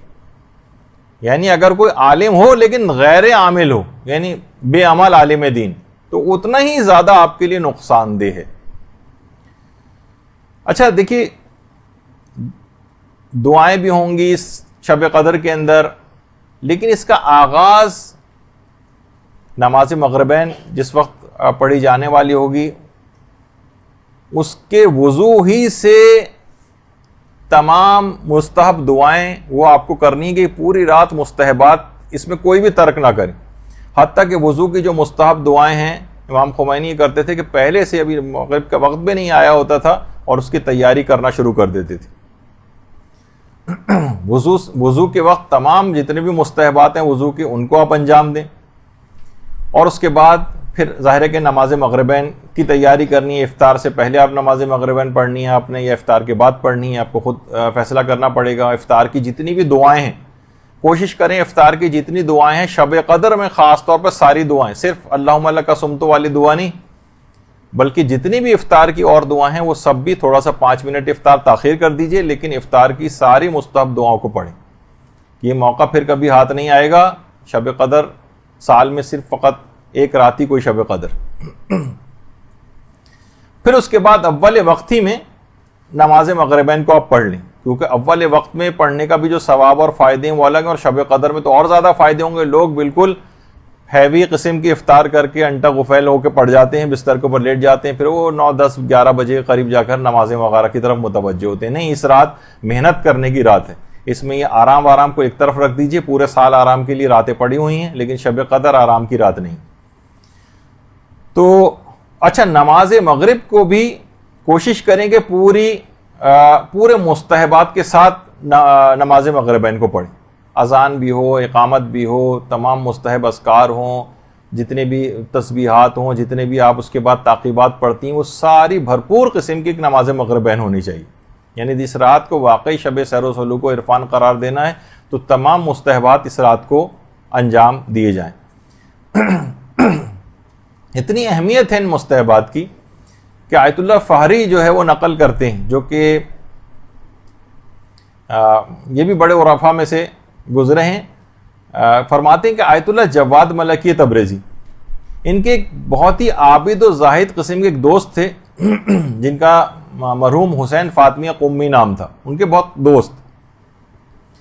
تو وہ فرماتے کہ میں جمکران گیا ہوا تھا اور بہت تھکا ہوا وہاں سے واپس آیا تو مجھے اطلاع ملی کہ آیت اللہ جواد ملکی تبریزی کی حالت بہت خراب ہے. میں سیدھا ان کے گھر گیا، اگرچہ میں بہت تھکا ہوا تھا لیکن پھر بھی سیدھا ان کے گھر گیا. دیکھا کہ اپنے بستر کے اوپر لیٹے ہوئے ہیں، طبیعت بہت زیادہ خراب ہے، لیکن میں نے دیکھا کہ انہوں نے خضاب لگایا ہوا ہے، بستر بیماری پر ہی لیٹے لیٹے ظہر اور عصر کی نماز کو پڑھنے کے لیے آمادہ ہیں. اور اتنی شدید بیماری کے باوجود وہ تمام مستحبات کے اوپر عمل کر رہے ہیں ظہر اثر کی نماز پڑھنے کے لیے. انہوں نے بہت مشکل کے ساتھ، ان کے حلق سے منہ سے آواز بھی نہیں نکل رہی تھی، لیکن انہوں نے اذان بھی دی، اقامت بھی کہی، اور بستر پہ لیٹے لیٹے اس کے بعد تکبیرات افتتاحیہ پڑھی. دیکھیے مستحبات کی اتنی زیادہ اہمیت ہے. تکبیرات افتتاحیہ جو ہے وہ پڑھی، اور اس کے بعد وہ فرماتے ہیں کہ ابھی تکبیرۃ الاحرام کہہ ہی رہے تھے کہ جواد ملکی تبریزی کی روح مقدس بدن اقدس سے عالم قدس کی طرف پرواز کر گئی. پہلی تکبیرۃ الاحرام جو اسی وقت جواد ملکی تبریزی کی روح نے پرواز کی جس وقت انہوں نے تکبیرۃ الاحرام کہی. تو آپ نے دیکھا کہ کوشش کرے کہ انسان تمام مستحبات کے ساتھ اس رات کو نماز پڑھے، کہ آخری اس کا لازمہ بنے گا کہ تمام مستحبات کو انسان مرتے وقت بھی اس کو یہ نیکیاں کرنے کی توفیق اس کو حاصل رہے گی، بشرطے کہ وہ عام زندگی کے اندر بھی اس سلسلے کو جاری رکھے، مستحبات وغیرہ کی پابندی کرے، اور خاص طور پہ اس شب کے اندر تو علی الخصوص. آیت اللہ شیخ حسن علی نخودکی اصفہانی، ان کا بھی کتنی دفعہ تذکر آ چکا ہے کہ اتنی عبادتیں، اتنے علم، اتنے مجاہدے، اتنی ریاضات، اتنی زیارات، حتیٰ کہ ان کے متعلق کہا جاتا ہے کہ اعتکاف کے اندر بہت زیادہ بیٹھا کرتے تھے، مراقبے بھی بہت زیادہ کیا کرتے تھے، اور بہت بڑے ایک روحانی علمی مقام انہوں نے حاصل کیا تھا. یہ خود فرماتے ہیں کہ ان تمام ریاضتوں کے باوجود میں نے یہ روحانی مقام، یہ جو روحانیت حاصل کی ہے، اس کی دو وجوہات، ایک وجہ تو ابھی آگے چل کر آئے گی لیکن ایک وجہ بھی بتاتا ہوں. وہ یہ فرماتے تھے کہ اس کی ایک بہت بڑی وجہ ہے اخلاص نیت سے سادات کرام اور ذریت حضرت زہرا کی خدمت. میں نے اس سے مقام کو حاصل کیا ہے. آیت اللہ شیخ حسن علی نخودکی اصفہانی امام خمینی کے بھی عرفانیات کے اساتذہ کے اندر سے، وہ فرماتے ہیں کہ یہ جو میں نے مقام حاصل کیا ہے یہ اخلاص نیت سے سادات کرام کی خدمت کے ذریعے حاصل کیا ہے. یہ رات اس لحاظ سے حضرت زہرا کی رات بھی ہے، حقیقت شب قدر تو حضرت زہرا ہی ہیں، تو ان کی اولاد کی خدمت کا اس رات کوئی عنوان ہو جائے. سادات کی مالی مدد، کتنے افراد ایسے ہیں کہ جو کہ اس رات کے لیے کوشش کر کے رکھتے ہیں کہ اسی رات ہی سادات کرام تک ان کی مالی مدد ہو جائے. اسی رات میں خاص طور پر عام زندگی میں بھی اس کو فراموش نہیں کرنا ہے کہ صرف ایک رات ہی کے اندر 150 روپے کسی سادات کو یا آٹے کی تھیلی پکڑا کے سوچیں کہ بس اب ہم نے ضروریت حضرت زہرا کا حق ادا کر دیا. اور صرف مالیات کی حد تک یہ معاملہ نہیں، ان کی علمی مدد کرنا، ان کو یہ تمام امر بالمعروف و نہی عن المنکر کرنا، ان کو یہ تمام چیزیں سہولیات پہنچانا، ان کی آخرت کی بھی تو انسان فکر کرے. سادات کرام کی آخرت سے مرادی کہ بدعمالیوں کے اندر اگر گھرے ہوئے ہیں تو ان کو اس سے نکالنے کی صحیح اور کوشش کرنا کہ کسی بھی قسم کے عذاب کا شکار جو ہے وہ مرنے کے بعد نہ ہو. تو تمام اس امداد کے اندر جو خدمت ہے، جب یہ نہیں کہا کہ صرف میں مالی خدمت کرتا تھا بلکہ کہا تھا ذریت حضرت زہرا کی اخلاص کے ساتھ خدمت میں نے کی، اس کے اندر یہ تمام چیزیں بھی شامل ہو جاتی ہیں. اور فرماتے ہیں کہ اگر میں یہ اخلاص کے ساتھ یہ خدمت نہ کرتا تو شاید میرے تمام اعمال بے جان اور بے روح رہ جاتے اور میں اس مقام کو کبھی حاصل نہیں کر سکتا. اب علماء یہ فرماتے ہیں کہ کتنے افسوس کی بات ہے کہ سادات کرام اپنے اس مقام اور مرتبے کو نہیں پہچانتے، کہ لوگ فقط ان کی خدمت کر کے اتنے بڑے مقام کو حاصل کر رہے ہیں، اور وہ اپنے بدعمالیوں سے کس طرف جا رہے ہیں. میں سب سادات کی بات نہیں کر رہا، لیکن اسی معاشرے کے اندر رہتے ہیں اور بہت ساری باتیں جو ہے وہ نگاہوں کے سامنے آتی ہیں، تو لوگ ان کی خدمت سے اتنے بڑے مقام حاصل کر رہے ہیں، ان سادات کو نہیں پتا کہ ہمارا کتنا مقام اور مرتبہ ہے. اور اس حد تک کہ شیخ حسن علی نخودکی اس مستحبات وغیرہ کی اس حد تک پابندی کے حوالے سے میں ذکر کر رہا تھا کہ ان کے خود ایک حسن علی نخودکی کے ایک طبیب تھے، ڈاکٹر شیخ حسن علی خان عاملی، یعنی خود ڈاکٹر تھے، ان کے انڈر ٹریٹمنٹ رہتے تھے وہ. تو ان کو خاص طور پر بلا کر شیخ حسن علی نخودکی نے یہ وصیت کی تھی کہ حالت احتضار میں تم میرے یہ سارے اعمال کروانا، یعنی جب میرا احتضار کی حالت آ جائے تو یہ سارے مستحبات اس کو انجام دینا، مجھے قبلہ رخ کرنا جو کہ واجبات میں سے ہے، تمام جتنے بھی آداب میت ہیں یہ سارے تم میرے انجام دلوانا. اور ایک عالم تھے سید مرتضی روئنتن کے نام سے، ان سے کہا تھا کہ تم ہفتے کی صبح کو میرے پاس آنا اور میرے مرنے کے بعد میرے سرہانے بیٹھ کر 1 گھنٹہ تلاوت قرآن کرنا.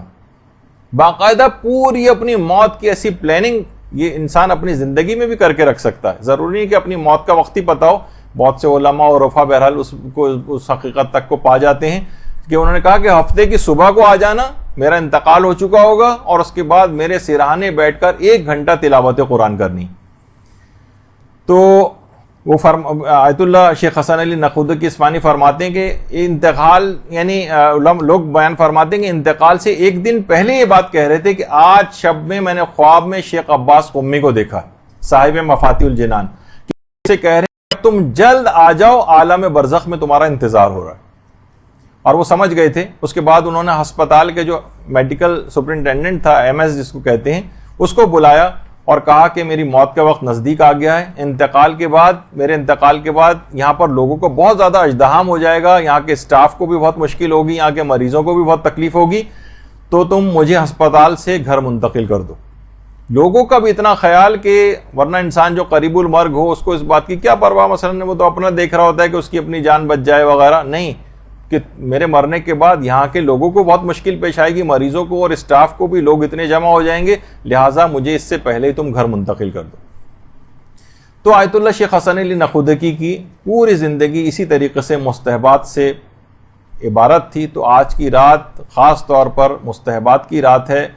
اور ویسے تو دیکھیے انسان مستحبات کے متعلق شریعت نے بہت زیادہ سختی نہیں کی ہے, لیکن اس رات میں اپنے اوپر سختی ضرور کرنی. ویسے تو کہا ہے کہ نہیں سختی مت کرو اپنے اوپر, مستحبات کو دل نہ چاہ رہا ہو تو ترک کر دو, لیکن اس شب قدر کے اندر اپنے آپ کو, اپنے نفس کو مارنا پڑے, نیند آ رہی ہو, تھکن ہو رہی ہو, لیٹنے کو دل چاہ رہا ہو, یہ سب چیزیں آپ کو نہیں کرنی. اور دیکھیے یہ اس بات کی اتنی اہمیت, اسلام دیکھیے اس بات کی اتنی پرواہ کرتا ہے بہرحال کہ اگر کسی کا دل نہیں چاہ رہا تو زبردستی تھوپتا نہیں ہے اس کے اوپر. جیسے کہ ملتا ہے نا کہ آیت اللہ علی آغا قاضی کے متعلق ہی جب انہوں نے ایک دستور العمل دیا تھا آیت اللہ سید محمد حسن الہی طباطبائی کو, علماء اپنے لیے دستور العمل لکھواتے تھے کہ ہم کس طرح سے عمل کریں کیا. تو انہوں نے کہا تھا کہ دیکھو میں دستور العمل تمہیں دے رہا ہوں. یہ پھر اس کے بعد جب وہ بزرگی کی طرف چلے گئے تھے آیت اللہ حسن الہی طباطبائی, ان کی تصویر, تو کہا کہ دیکھو تم یہ اس پر خود بھی عمل کر سکتے ہو اور دوسروں کو بھی یہ دستور العمل دے سکتے ہو, کوئی مذائقہ نہیں, لیکن اس بات کا خیال رکھنا کہ جس کسی کو بھی یہ دو, جب تک طلب صادق نہ دیکھو اس وقت تک یہ دستور العمل کسی کو نہ دینا. یعنی اس میں سچی تڑپ پائی جائے کہ ہاں میں بدلنا چاہتا ہوں, اپنے آپ کو میں عمل کرنا چاہتا ہوں. یہ نہ ہو کہ مثلا غلط مقاصد کے لیے دستور العمل مانگا جا رہا ہو کہ میں یہ چیزیں کچھ کرامتیں حاصل کر لوں, تو مثلا دنیا کو کمانے کا اس کا خیال ہو, یا اس کا دل نہیں چاہ رہا ہو, زبردستی آپ لوگوں کو دستور العمل بیان کر رہے ہوں. فرماتے تھے کہ نہیں یہ نہ کیا جائے. جس طرح کاجات دیکھتے ہیں نا کہ مجالس کے اندر فری کتابیں بھی تبرک کے طور پر ڈسٹریبیوٹ کی جاتی ہیں کوئی چیزیں, تو لوگ اکثر جیسے دعاؤں کی, تو اکثر لوگ اتنی غیر اہم اس کو سمجھتے ہیں, طلب صادق نہیں پائی جاتی, زبردستی پکڑائی جا رہی ہے ان کو. اکثر لوگ وہیں مساجد کے اندر ادھر ادھر کونوں کے اندر رکھ کے چلے جاتے ہیں, ان کو اس بات کی پرواہ نہیں ہوتی کہ یہ اس کو تبرک کے طور پر چیز دی گئی ہے. تو فرماتے تھے, بلکہ ایک چیز اور بھی کہتے تھے کہ ازائے اسرار حرام است, یہ زیر اس کے اندر غلط لگا ہوا ہے, یعنی فرماتے تھے کہ جو رازوں کا ظاہر کرنا یہ ایک لحاظ سے حرام ہے. یعنی جن کے اندر طلب صادق نہیں پائی جاتی تو آپ ان کو بے احترامی نہ کروائیں یہ چیزیں دے کر ان کو. تو یہ بہرحال یہ جو رات ہے اس بات کا اس میں خیال کرنا ہے کہ ہر شخص کو, اکثر یہ مقام پہ یہ بھی دیکھا گیا کہ چھوٹے چھوٹے بچوں کے اوپر بھی بہت زیادہ زبردستی کر کے ان سے عمل, بچوں پہ اتنی زیادہ سختی کی ضرورت نہیں. دیکھیے دیکھا ہوگا آپ نے ڈاکٹر حضرات کو بھی کہ وہ ہر دوا ہر مرض کے افراد کے اعتبار سے اس کی ڈوز بھی الگ ہوتی ہے, کانسٹیٹیوشن بھی مریض کی دیکھی جاتی ہے, باڈی ویٹ کے اعتبار سے بھی دوائیں جو ہے وہ دی جاتی ہیں. تو ہر ایک کو ایک طرح سے وہ نہیں ہونا چاہیے. بہت سے بچوں کو کچھ وقت کے لیے جگائیں, پھر سونے دیں, کچھ عمل کروائیں, کچھ ریلیکس کر دیں, بڑی دعاؤں کی طرف نہ لے جائیں, چھوٹی چھوٹی چیزیں ان سے کروا لیں ان کا. تو بہرحال اذکار, لیکن اپنے اوپر سختی کریں, اپنے تو ایک ایک لمحے سے کشید کریں. تو خاص طور پر علماء فرماتے ہیں اس رات جب آپ تھوڑا سا لیٹ بھی جائیں, تھکن بھی اگر آپ کو محسوس ہو رہی ہو, تو ہلکے پھلکے طریقے سے آپ کم سے کم جس وقت آرام بھی کر رہے ہیں اس وقت بھی اذکار الہی زبان کے اوپر جاری رہیں شب قدر میں. خاص طور پر جو اذکار کا جو سردار ہے جس کو لا الہ الا اللہ کا جو کلمہ ہے، کہتے ہیں اس کو تو ہونٹوں کی معمولی سی حرکت دینے کی بھی ضرورت نہیں ہے. اس کلمے کو آپ پڑھ کے دیکھ لیں تو بہت اس میں ہونٹوں کی حرکت کی بھی ضرورت نہیں. یعنی مرتا ہوا شخص کے لیے بھی سہولت پروردگار نے رکھی ہے کہ جو مرتا ہوا شخص ہونٹوں کو حرکت دینے کے بھی قابل نہیں ہوتا ہے، تاکہ اس کے لیے بھی اس کلمے کو انتہائی آسان بنا دیا جائے کہ جو حرکت بھی ہونٹوں کو نہیں دے سکتا وہ بھی مرتے وقت کم سے کم اس کلمے کو ادا کر دے. تو پوری کوشش کرنی ہے کہ اس پوری رات آپ کو جاگنا ہے، پوری رات جاگنا ہے. 1 منٹ کو بھی اس کے اندر کوشش کریں کہ آپ نہ سوئیں. اور جب یہ رات پوری جاگ کر آپ گزار لی آپ نے، تو آیت اللہ شاہ آبادی یہ فرماتے تھے کہ اگر کسی شخص کو شب قدر پوری رات جاگنے کی توفیق نصیب ہو جائے تو اسے چاہیے کہ حضرت زہرا پر درود بھیجے.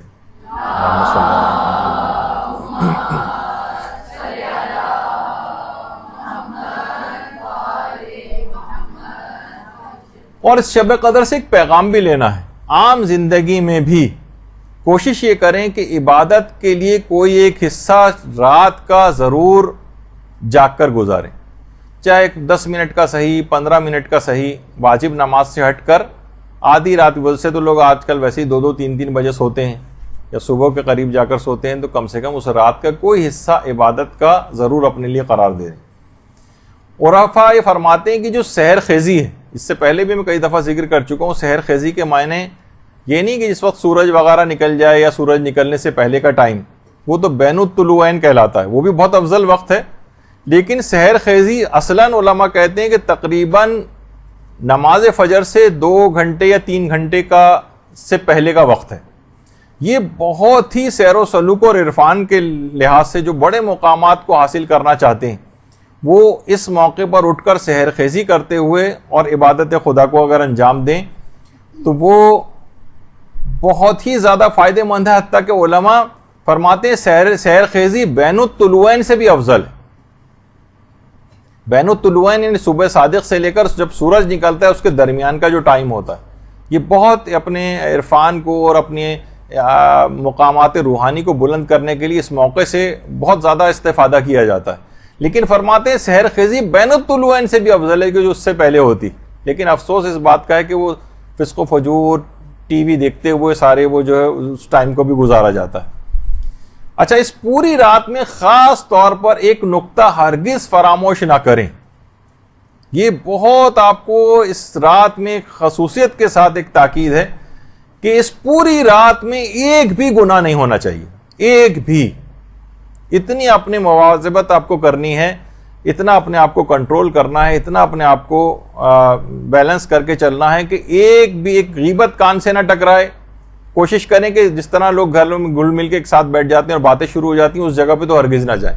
کوئی نہ کوئی غیبت کرنی پڑ جائے گی یا سننی پڑ جائے گی اور آپ دفاع نہیں کر سکیں گے، گناہ لکھا جائے گا. ایک گناہ بھی اس رات کو نہیں ہونا چاہیے. اس لحاظ سے آپ سوچ سکتی ہیں کہ ٹی وی وغیرہ اس میں کتنا خطرناک ہو سکتا ہے. ایک حرام نگاہ، کوئی ایک حرام کلمہ، کوئی ایسی چیز، کوئی ایسا نامناسب منظر اس کے اندر اگر آپ نے آنکھوں سے گزر گیا آپ کی اور اس میں آپ نے توجہ دے دی تو پوری رات کی عبادت ضائع ہو سکتی.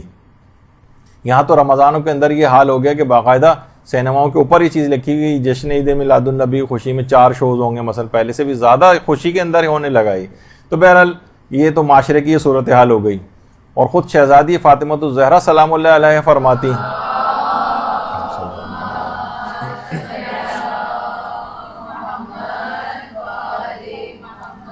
کہ اگر روزے دار کے مثلا یہی اعضاء و جوارے یہ اگر روزے سے نہ ہوں اور ان سے مثلا نافرمانی پروردگار ہوتی رہے تو پھر اس کے روزے کا فائدہ کیا ہوگا. اسی طریقے سے شب قدر کے لیے بھی کہ اس کی شب قدر کے سارے اعمال ضائع ہو جائیں گے اگر کوئی اس میں ایک گناہ بھی کسی نے کر لیا. یہی وجہ ہے کہ آیت اللہ حسن علی نقودکی اصفہانی یہ فرماتے تھے کہ اگر کوئی 40 روز تک بھی ریاضتیں انجام دیتا رہے اور 1 سیکنڈ کو بھی اس میں نمازوں کو اور عبادات کو ترک نہ کرے، لیکن ایک نماز فجر ان 40 دنوں میں فقط 1 دفعہ نماز فجر قضا کر دے، تو 40 دن کے اعمال ہبا منصورہ ہو جائیں گے. ریت کے ذرے جس طریقے سے اڑا کے رکھ دیتے ہیں نا اس کو، یہ اس کی مانند بکھر کے رہ جائیں گے، اتنے ضائع ہو جائیں گے اعمال اگر اس نے 40 روز تک مسلسل 1 سیکنڈ کو بھی ناغہ نہیں کی، عبادتیں انجام دی اور فقط 1 دن کی نماز فجر قضا کر دی. خود فرماتے تھے کہ میں نے اپنی پوری زندگی میں 1 دفعہ نماز فجر قضا کی تھی، اس کی پاداش میں اگلے دن میرا بیٹے کا انتقال ہو گیا تھا. اور وہ فرماتے تھے کہ اگر ایک رات کو بھی کبھی سمجھانے کے لیے اس قسم کی باتیں ہوتی کہ اگر ایک رات بھی میں نماز شب کو قضا کر دوں تو اگلے دن انتظار کرتا ہوں مصیبتوں کے آنے کا، کہ جو میں نے کل نماز شب قضا کی ہے آج اب دیکھیں کون سی مصیبت آتی ہے، اب دیکھیں کون سی مصیبت آتی. وہ فرماتے تھے کہ ایک بھی انسان اگر مکروہ کام کو انجام دے تو اس کی روح تنزلی کا شکار ہو جاتی، یعنی وہ نیچے کی طرف تیزی کے ساتھ سفر شروع کر دیتا ہے. تو حرام کا سوچیے کتنا زیادہ اثر ہوگا. وہ کہتے تھے ایک مستحب کے اعمال انجام دینے کے بعد روح کو جو ترقی ملتی ہے اس کو سوچا نہیں جا سکتا، تو سوچیے واجبات پر عمل آپ کی روح کو کہاں پر لے جائے گا. تو تنزلی جو ہے کہ تمام مکروہات سے انسان اپنے آپ کو بچائے، حرام سے، خاص طور پر شب قدر میں ایک گناہ بھی نہیں ہونا چاہیے. اور شب قدر اس کی ایک برکت پھر ایسی ہوگی کہ ہو سکتا ہے کہ اگر اس رات کو آپ نے اپنے آپ کو گناہوں سے بچا لیا اور ایک گناہ بھی نہیں ہوا تو اس کے اندر 1000 مہینوں سے افضل رات ہے. اور ہو سکتا ہے کہ آئندہ زندگی پورے سال پر یہ آپ کا یہ عمل محیط ہو جائے اور ایسے فرشتے خلق ہو جائیں کہ آپ کو کسی گناہ کی طرف جانے ہی نہ دیں. بات روایات میں ہے کہ فرشتے بعض اوقات خلق ہو جاتے ہیں اور اس کو ہاتھ پکڑ کر اس کا جو ہے وہ گناہوں سے روکتے ہیں اس کو. تو اس قسم کی کوئی صورتحال اس کے ساتھ بھی ہو سکتی ہے. تو یہی وجہ ہے کہ کتنے دیکھیے ایسی چیزیں ہیں. حذیفہ یمانی فرماتے کہ پیغمبر نے فرمایا کہ کچھ لوگ قیامت کے دن اس حال میں پیش ہوں گے کہ ان کی نیکیاں پہاڑ کی مانند دکھائی دیں گی، لیکن اللہ ان کی نیکیوں کو غبار بنا کے اڑا دے گا. پھر انہیں دوزخ بھیجا جائے گا. اس وقت سلمان فارسی اٹھے اور کہا کہ اللہ کے رسول ذرا وضاحت فرمائیے کون لوگ ہوں گے؟ تو آپ نے فرمایا وہ لوگ ہوں گے جو نمازیں پڑھتے تھے، روزے رکھتے تھے، تہجد گزار تھے، لیکن عیب یہ تھا کہ جب بھی ان کے سامنے کوئی حرام کام کرنے کا موقع آتا تھا تو فوراً اس میں کود پڑتے تھے اور اس کا ارتکاب کر لیتے تھے. تو یعنی ہمارے سامنے کوئی موقع پیش آیا فوراً ہم نے ارتکاب کر لیا، کوئی ریزسٹنس ہی نہیں ہے. ہاں عبادت بھی انجام دے رہے ہیں، گناہ بھی ہو رہے ہیں. جیسے کہ آج کل ٹی وی آج کل یہی کام کر گئے، نمازیں بھی پڑھیے، گانے بھی سن لیں، نمازیں بھی پڑھ لیے، ڈانس بھی کر لیں، نمازیں بھی پڑھ لیں، قوالیاں بھی مثلا پڑھتے رہیں وغیرہ. تو یہ سب چیزیں کیا ہوگا کہ ایک ایسی چیز ہو گئی کہ اسلام اور گناہ کو آپس میں ملا کر چلیں. یہی دین اور دنیا کی اسی کے اندر فلاح ہے کہ دونوں چیزیں اس طرح سے ساتھ ہوں، گناہ بھی ہوتے جائیں اور نیکیاں بھی. یہ میڈیا کا تو اسلام ہو سکتا ہے لیکن بہرحال اللہ کے رسول کا اسلام یہ نہیں.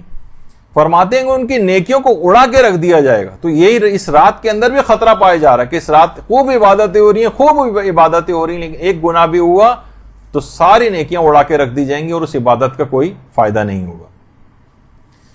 تو اچھا اب ایک چیز اور بھی ہے، یہ کیسے بچائیں اس کو کہ اللہ ہم سے اس رات کی طفیل، خاص طور پر رمضان کی ویسے تو ہر رات اس دعا کو پڑھنا ہے، لیکن روایت میں پیغمبر نے فرمایا کہ جو شخص بھی رمضان میں ہر واجب نماز کے بعد اس دعا کو پڑھے گا اللہ اس کے قیامت تک کے گناہوں کو معاف کر دے گا. اللہم ادخل علی اہل القبور السرور والی جو دعا ہے، تو یہ بھی اس شب قدر کے اندر خاص طور پر تاکہ آئندہ کے لیے بھی گناہوں سے حفاظت ہو جائے.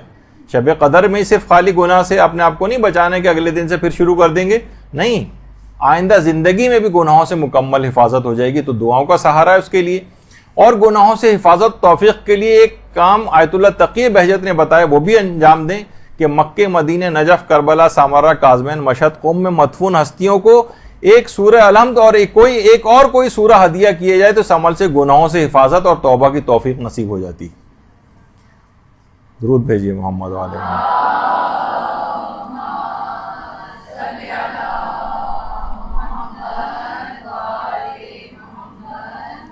ایک سورہ الحمد اور اس کے ساتھ کوئی ایک سورہ، وہ ان جگہ مقدس جگہوں پہ مدفون جو ہستیاں ہیں ان کو آپ ہدیہ کریں تو اس کا فائدہ یہ ہوگا، گناہوں سے حفاظت ہوگی اور توبہ کی توفیق نصیب ہوگی. بہترین عمل ہے اس رات کو کرنے کے حوالے سے تاکہ آئندہ زندگی میں بھی اپنے آپ کو گناہوں سے بچایا جا سکے.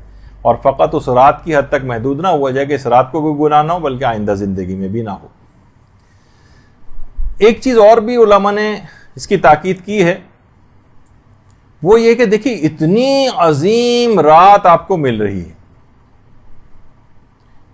اس پر پروردگار کا جتنا بھی شکر ادا کیا جائے کم ہے، تو اس عظیم رات کے ملنے پر ایک طویل سجدہ شکر انجام دیں۔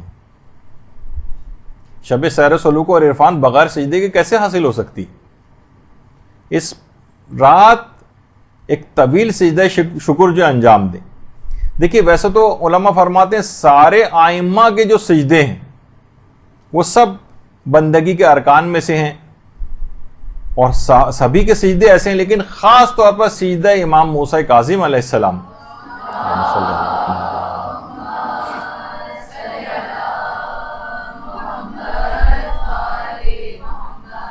ایک طویل سجدہ انجام دے جس کے اندر اس دعا کو پڑھے، عظم الذنب من عبدک فلیحسن العفو من عندک، کہ تیرے اس بندے کے گناہ بہت عظیم ہیں پروردگار، بہت بڑے بڑے گناہ ہیں، لیکن تو اس بندے کو بخش دے، اور تیری بخشش کتنی حسین ہے۔ تو فرماتے ایک طویل سجدہ شکر انجام دیں اور کوشش کریں کہ اس دعا کو بھی اگر اس کے اندر پڑھ لیں، اور علماء ایک چیز اس دعا کے علاوہ ایک ذکر کو اور فرماتے ہیں، اور وہ ہے ذکر یونسیہ کو جتنا بھی ہو سکے ذکر یونسیہ بھی اس طویل سجدے کے اندر ہی انجام دے لیں، اور خاص طور پر یہ طویل سجدہ نماز عشاء کے بعد انجام دیا جائے، اور یقیناً انسان پہلے تو مغربین کی نماز ہی پڑھے گا، پھر دعا اور اذکار اور دیگر عبادات کی طرف جائے گا، تو طویل سجدہ شکر۔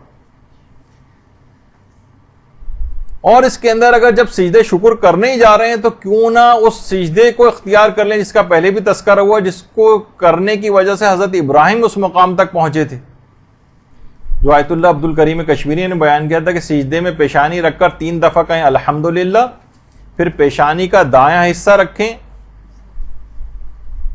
اور کہیں 3 مرتبہ کہیں شکرن للہ، پھر پیشانی کا بایاں حصہ رکھیں اور 3 دفعہ کہیں استغفر اللہ۔ کہہ رہے ہیں کہ یہی وہ سجدہ ہے جس کو مسلسل انجام دینے سے وہ خلیل خدا کے درجے تک حضرت ابراہیم پہنچے تھے۔ تو سجدہ شکر انجام دیں، اور اس وجہ سے بھی دیکھیے سجدہ شکر کرنا ہے کہ رات آپ کو مل گئی ہے۔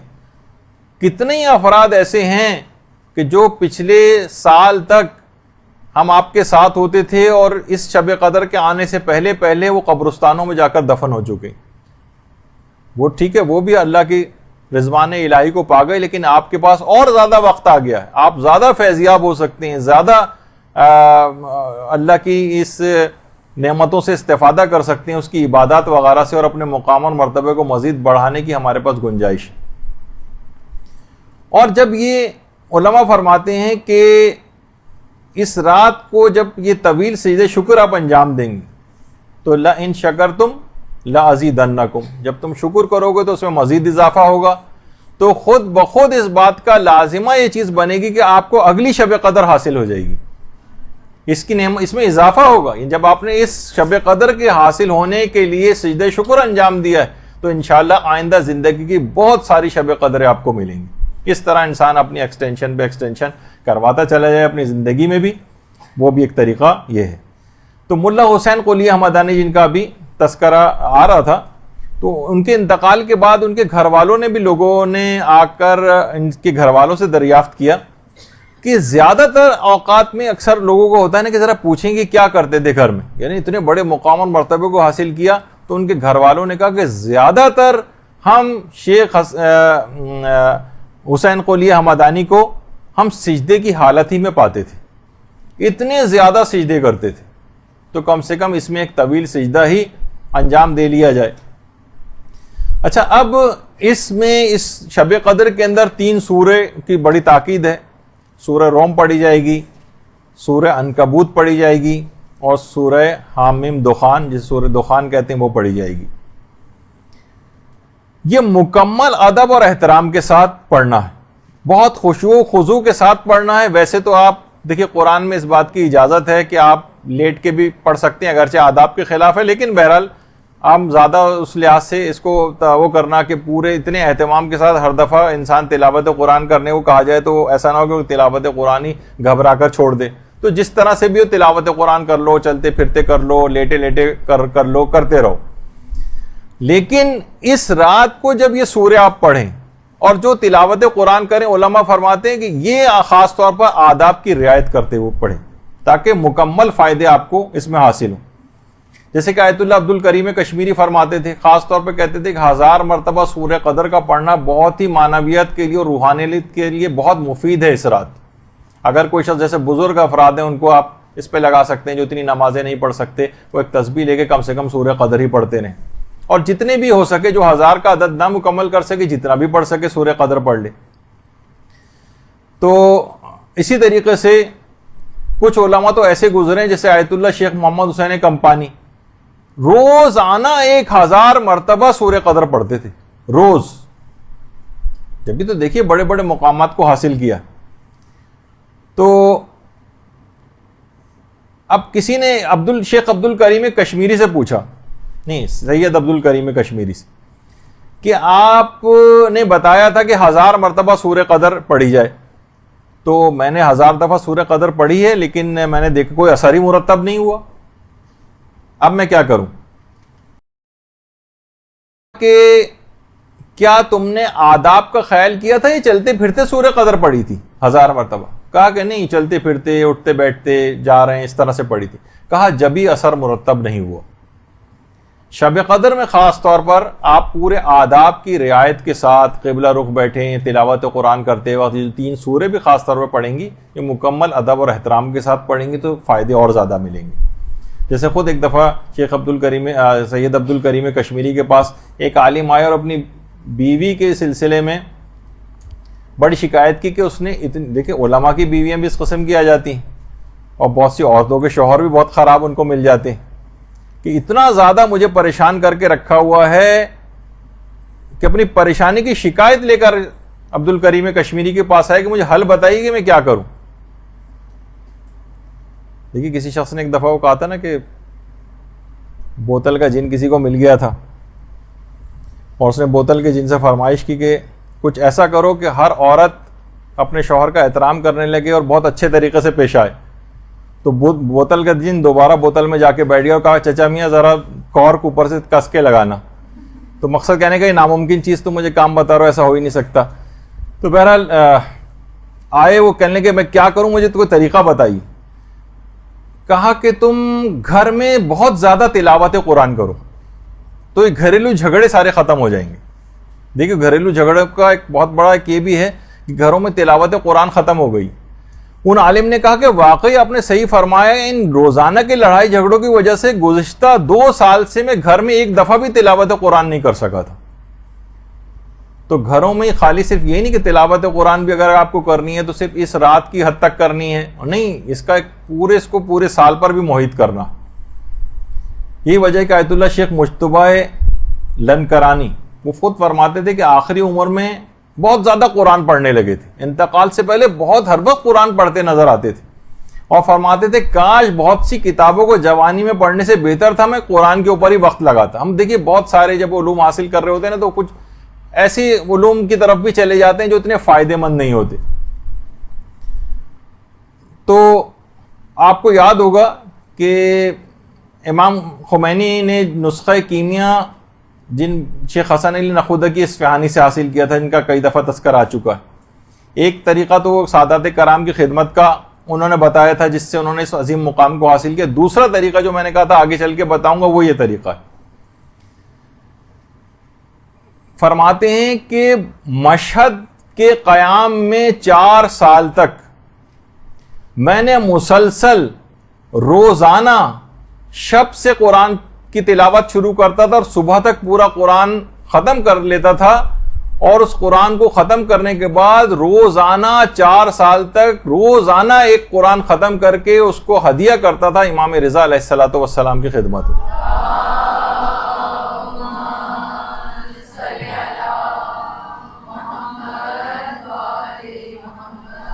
روزانہ ایک قرآن ختم کر کے سوچ سکتے ہیں آپ کہ کتنا زیادہ مشکل کام ہے. رات میں قرآن شروع کرتے تھے، صبح تک ختم کرتے تھے اور اس کو خدمت امام رضا میں ہدیہ کرتے تھے، اور اس عمل کو مسلسل 4 سال تک انجام دیا ہے، یعنی 1440 قرآن، یعنی تقریباً 1500 قرآن تو امام رضا کی خدمت میں ثواب کے طور پر، ہدیہ کے طور پر پیش کی۔ دیکھیے ایسے تو مقامات حاصل نہیں ہو جاتے نا، محنت ہم یہاں شب قدر میں محنت کرنے کو تیار نہیں ہیں، اور راہیں ڈھونڈ رہے ہوتے ہیں کہ یہ 10 دفعہ پڑھنے کے بجائے 1 دفعہ ہی پڑھ لیں، اور لان جو ہے 100 دفعہ کے بجائے 1 دفعہ ہی پڑھ لیں، ہر وقت شارٹ کٹس کی تلاش کے اندر رہتے ہیں، تو بہرحال پھر وہ جبھی کسی مقام کو حاصل بھی نہیں کر پاتے۔ تو دیکھیے اس قرآن سے کتنے مقامات عالیہ کو حاصل کیا اسی قرآن کی تلاوت سے۔ تو اس قرآن کو کوشش کریں کہ اپنے اندر بھی اتاریں، یہی وجہ ہے کہ آیت اللہ حسن زادہ عاملی فرماتے تھے قرآن شب قدر میں نازل ہوا، شب قدر میں قرآن دل میں اتارو گے تو تمہاری ذات کا حصہ بن جائے گا، اگر فقط سر پر رکھو گے تو 5 منٹ بعد یہ الگ ہو جائے گا، تم الگ ہو جاؤ گے۔ صرف اگر سر کی حد تک، ابھی آپ نے دیکھی تھی نا ایک تصویر، وہ فیشن زدہ ناخن آپ نے دیکھے جس میں وضو بھی ممکن نہیں ہے جس کے اوپر، اور اس میں پھر آپ جو ہے اس قسم کے اعمال انجام دے رہے ہوں، تو پھر اس کا مطلب ہے کہ ذات کا حصہ قرآن بنا نہیں، یہ الگ تم الگ، اس کے اوپر عمل کرو قرآن کے اوپر۔ یہی وجہ ہے کہ آیت اللہ جواد عاملی بھی فرماتے ہیں کہ ہم صرف قرآن کے دیکھیے جلد کے جو جلد ہوتی ہے اس کے بوسے لیتے ہیں، ہم قرآن کے صفحات کے بوسے لیتے ہیں، کیونکہ ہم سمجھتے ہیں کہ یہ صفحات متبرک ہو چکے ہیں، اور حقیقت ہے۔ دیکھیں ہم جب بھی حجاز مقدس جاتے ہیں اور وہاں پر خانہ کعبہ، مسجد نبوی وغیرہ جاتے ہیں تو ہمیں تبرکات کو چومنے سے روکا جاتا ہے۔ آیت اللہ سید عبد الحسین شرف الدین موسوی عاملی، جو کہ کتاب المراجعات، جنہوں نے بہت اچھی کتاب لکھی ہے، اور مذہب اہل بیت کے نام سے اردو میں ترجمہ ہوئی، فارسی میں المناظرات کے نام سے ترجمہ ہوئی، صاحب المراجعات ہی کہلاتے ہیں۔ اور جب یہ حج پر تشریف لے گئے تھے، اور باقاعدہ شاید وہ پہلے عالم دین ہیں گزشتہ کئی سو سالوں کے اندر کہ جنہوں نے مسجد الحرام میں باقاعدہ ان کی امامت میں نماز تک ادا کی گئی، مسجد الحرام میں، عبد الحسین شرف الدین موسوی۔ تو اس زمانے کا جو بادشاہ تھا ملک عبدالعزیز، ان سے ملاقات بھی ہوئی، تو آپ نے بادشاہ کو چمڑے کی ایک جلد میں قرآن کا تحفہ پیش کیا۔ بادشاہ نے اس کو لیا، چوما، پیشانی اس کے اوپر رکھی، فوراً آپ نے کہا ہے بادشاہ آپ نے اس کی جلد کا بوسہ کیوں لیا، یہ تو بکری کی کھال کا بنا ہوا ہے۔ بادشاہ نے کہا میں نے اس کا بوسہ نہیں لیا، بلکہ اس کے اندر جو موجود قرآن ہے اس کی تعظیم میں نے کی۔ تو فوراً آپ نے کہا احسنت، اے بادشاہ ہم شیعہ بھی رسول کی زری کو اسی احترام اور تعظیم کی خاطر ہی بوسہ دیتے ہیں۔ اللہم صلی علی محمد و علی محمد۔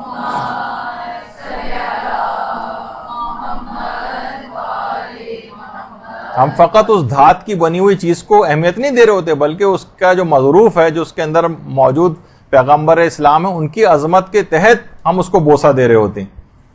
اس موقع پر سب نے نعرہ تکبیر بلند کیا باقاعدہ، اور بادشاہ نے مجبور ہو کر اس سال پیغمبر اسلام کے آثار کو چومنے کی اجازت بھی دیتی تھی۔ لیکن اس کے بعد جو ولی عہد آیا اس نے باقاعدہ قانون پاس کیا، اور اس کے بعد پھر سے پابندی لگا دی گئی، جب بھی وہاں پہ آج کل روکا جاتا ہے۔ تو آیت اللہ جواد عاملی یہ فرماتے ہیں کہ ہم جب قرآن کی جلد کے بوسے لیتے ہیں، ہم قرآن کے صفحات کے بوسے لیتے ہیں، تو یہ جو بے جان اشیاء ہیں، یہ صفحے، یہ جلد، یہ جب حروف قرآن سے متصل ہو کر متبرک ہو جاتے ہیں، تو فرماتے ہیں کہ بے جان اشیاء جب متصل ہو کر متبرک ہو رہی ہیں، تو کیوں نہ ہم اپنی روح اور جان کو قرآن سے مانوس کر کے متبرک بنا لیں۔ ہم بھی تو اپنی روح کو متبرک بنا سکتے ہیں، ہم بھی تو اپنی جان کو متبرک بنا سکتے ہیں اگر قرآن کے احکام سے اپنے آپ کو متصل کر لیں۔ آپ بھی متبرک ہو سکتے ہیں۔ ہم سوچتے ہیں فقط یہ الفاظ جس صفحے کے اوپر یہ متبرک ہوا ہے، جلد متبرک ہوئی ہے، جزدان متبرک ہو گیا ہے، نہیں، اس طریقے سے بھی متبرک بنایا جا سکتا۔ تو خاص طور پر یہ جو تلاوت ہے، اس رات کو خاص طور پر تلاوت کرنی ہے، اور اب قرآن کو کچھ اہمیت دی جانے لگی ہے. مساجد کے اندر بھی قرآن کے حوالے سے پروگرام ہونے لگے ہیں. ایران میں تو پہلے سے ہوتے آ رہے ہیں لیکن ہمارے ہاں بھی اب ماشاءاللہ سے شروع ہو گئے ہیں. اور خاص طور پر قرآن کے حوالے سے مرحومین کو اس رات ضرور یاد رکھا جائے، بلکہ کوشش کریں کہ جتنے بھی اعمال شب قدر جب آپ انجام دینا شروع کریں گی تو اس میں تمام مرحومین کی بھی نیابت کی نیت کر لیں.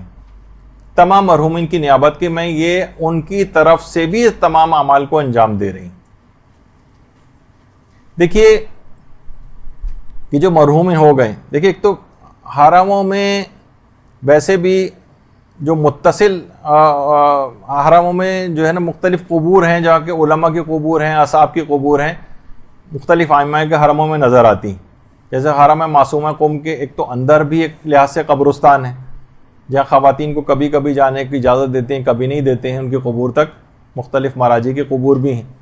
تو حرم کے اندر بھی قبریں ہیں اور اس سے تھوڑا سا باہر نکل کر ہی دروازے کے باہر آیت اللہ بروجردی کی قبر بھی آپ نے دیکھی ہوگی جو لوگ وہاں گئے ہیں. اسی طریقے سے حرم امام رضا ہے، وہاں پر بھی بڑے بڑے علماء کی قبور ہیں، نجف میں بھی ہیں. تو معصومہ قوم کے حرم میں بھی قبور ہے، اور حرم سے باہر جب نکل جاتے ہیں تو ایک قبرستان شیخان ہے جہاں کپڑے کی وغیرہ کی دکانیں ہیں، مارکیٹس وغیرہ بنی ہوئی ہیں. یہ انتہائی نورانی اور بابرکت مقام ہے. جس طریقے سے نجف میں علی آغا قاضی کی قبر پہ کوئی نہیں جاتا، اس طرح قبرستان شیخہ میں بھی لوگ سامنے سے گزرتے ہیں زائرین، وہیں سامنے ہوٹلوں میں رہائش پذیر ہیں لیکن قبرستان شیخان میں کبھی نہیں جاتے نظر آتے. اور کتنے بڑے بڑے علماء اور شہداء اور اصحاب امام اس قبرستان کے اندر دفن، بالکل متصل. زکریا ابن آدم 6، 7، 8ویں امام کے صحابی، اور امام خود کہتے تھے جس کو کوئی مسئلہ پیش آتا تھا کہ میں آ نہیں سکتا، کہا زکریا ابن آدم سے جا کر پوچھو. اور اس کے علاوہ زکریا ابن ادریس اور ابن قولویہ کی قبر بھی وہاں قریبی ہے، اس سے متصل ہی ہے. جواد ملکی تبریزی کی قبر وہاں پر ہے، کتنے جن کا بھی ذکر ہو رہا تھا. رہبر معظم بھی جب بھی جاتے ہیں جواد ملکی تبریزی کی قبر پہ ضرور جاتے ہیں. اس کے علاوہ مرحوم حید جی، یہ خود عرفاء میں سے ہیں. موت اختیاری کے حوالے سے ان کا واقعہ تھا جو کہ اب اتنا وقت نہیں ہے کہ اس کو پڑھا جائے. تو طالب علموں کے لحاظ سے اور جو زائرین ہیں اور مومنین کو اس قبرستان میں ضرور جانا چاہیے. تو اپنے تمام بلکہ کہا جاتا ہے کہ یہ جو معصومہ قوم کا جو حرم ہے اس سے جو متصل جو قبریں ہیں وہ اس کے بعد پورے قم میں قبرستان شیخاں سے بڑھ کر کوئی بھی بابرکت مقام نہیں. یعنی معصومہ کے حرم کے علاوہ جو سب سے بابرکت مقام قم کے اندر ہے وہ قبرستان شیخان. تو آپ خود سوچیں کہ یہ کتنا لیکن لوگ عام طور پر نہیں جاتے ہیں وہاں پر. اسی طریقے سے امام رضا کے روضے کے احاطے میں بھی شیخ حسن علی نخودکی اصفہانی کی قبر بھی. اتنے بڑے مقام کو حاصل کرنے کے بعد بھی آج بھی شیخ حسن علی نخودکی اصفہانی، یعنی ویسے تمام مرحومین کا یہ سلسلہ ہے، وہ اب بھی تلاوت قرآن کے ثواب کو ہدیے کے طور پر فرمائش کرتے ہیں. باقاعدہ فرمائش کہ تلاوت قرآن کا ہدیہ ان کو کیا جائے. تو اس رات کو ان کو کیسے فراموش کیا جائے گا. کربلائی رضا کرمانی جو کہ اس زمانے میں آستان قدس رضوی کے مؤذن تھے، کہہ رہے ہیں کہ میں شیخ کی وفات کے بعد، شیخ حسن علی نخودکی کی وفات کے بعد روزانہ بین الطلوعین ان کی قبر پر فاتحہ خوانی کے لیے جاتا تھا. کہہ رہے ہیں ایک دن میں نے خواب میں دیکھا کہ شیخ خواب میں آئے ہیں میرے اور آ کر کہہ رہے ہیں کہ تم روزانہ میری قبر پر فاتحہ خوانی کے لیے آتے ہو لیکن تم میرے لیے سورہ یاسین اور سورہ طٰہٰ کیوں نہیں پڑھتے ہو. سورہ یاسین اور سورہ طٰہٰ. شیخ حسن علی جیسا عارف کامل وہ فرمائش کر رہا ہے 2 سوروں کی. یعنی اتنے بابرکت سورے ہیں یہ، مرحومین کو اتنا فائدہ پہنچانے والے ہیں کہ سورہ فاتحہ کے ثواب ملنے کے باوجود بھی فرمائش کر رہے ہیں کہ تم یہ 2 سورے کیوں نہیں پڑھتے ہو. کہہ رہے ہیں اس جملے کو شیخ حسن علی نے خواب میں 3 مرتبہ جو اسی جملے کی تکرار کی. تو میں نے کہا کہ انشاءاللہ میں ضرور پڑھوں گا. کہہ رہے ہیں میں بیدار ہوا تو ایک چیز دیکھ کر محسوس کر کے حیران رہ گیا کہ یہ دونوں سورے مجھے حفظ ہو چکے تھے. اللہم صلی علی محمد۔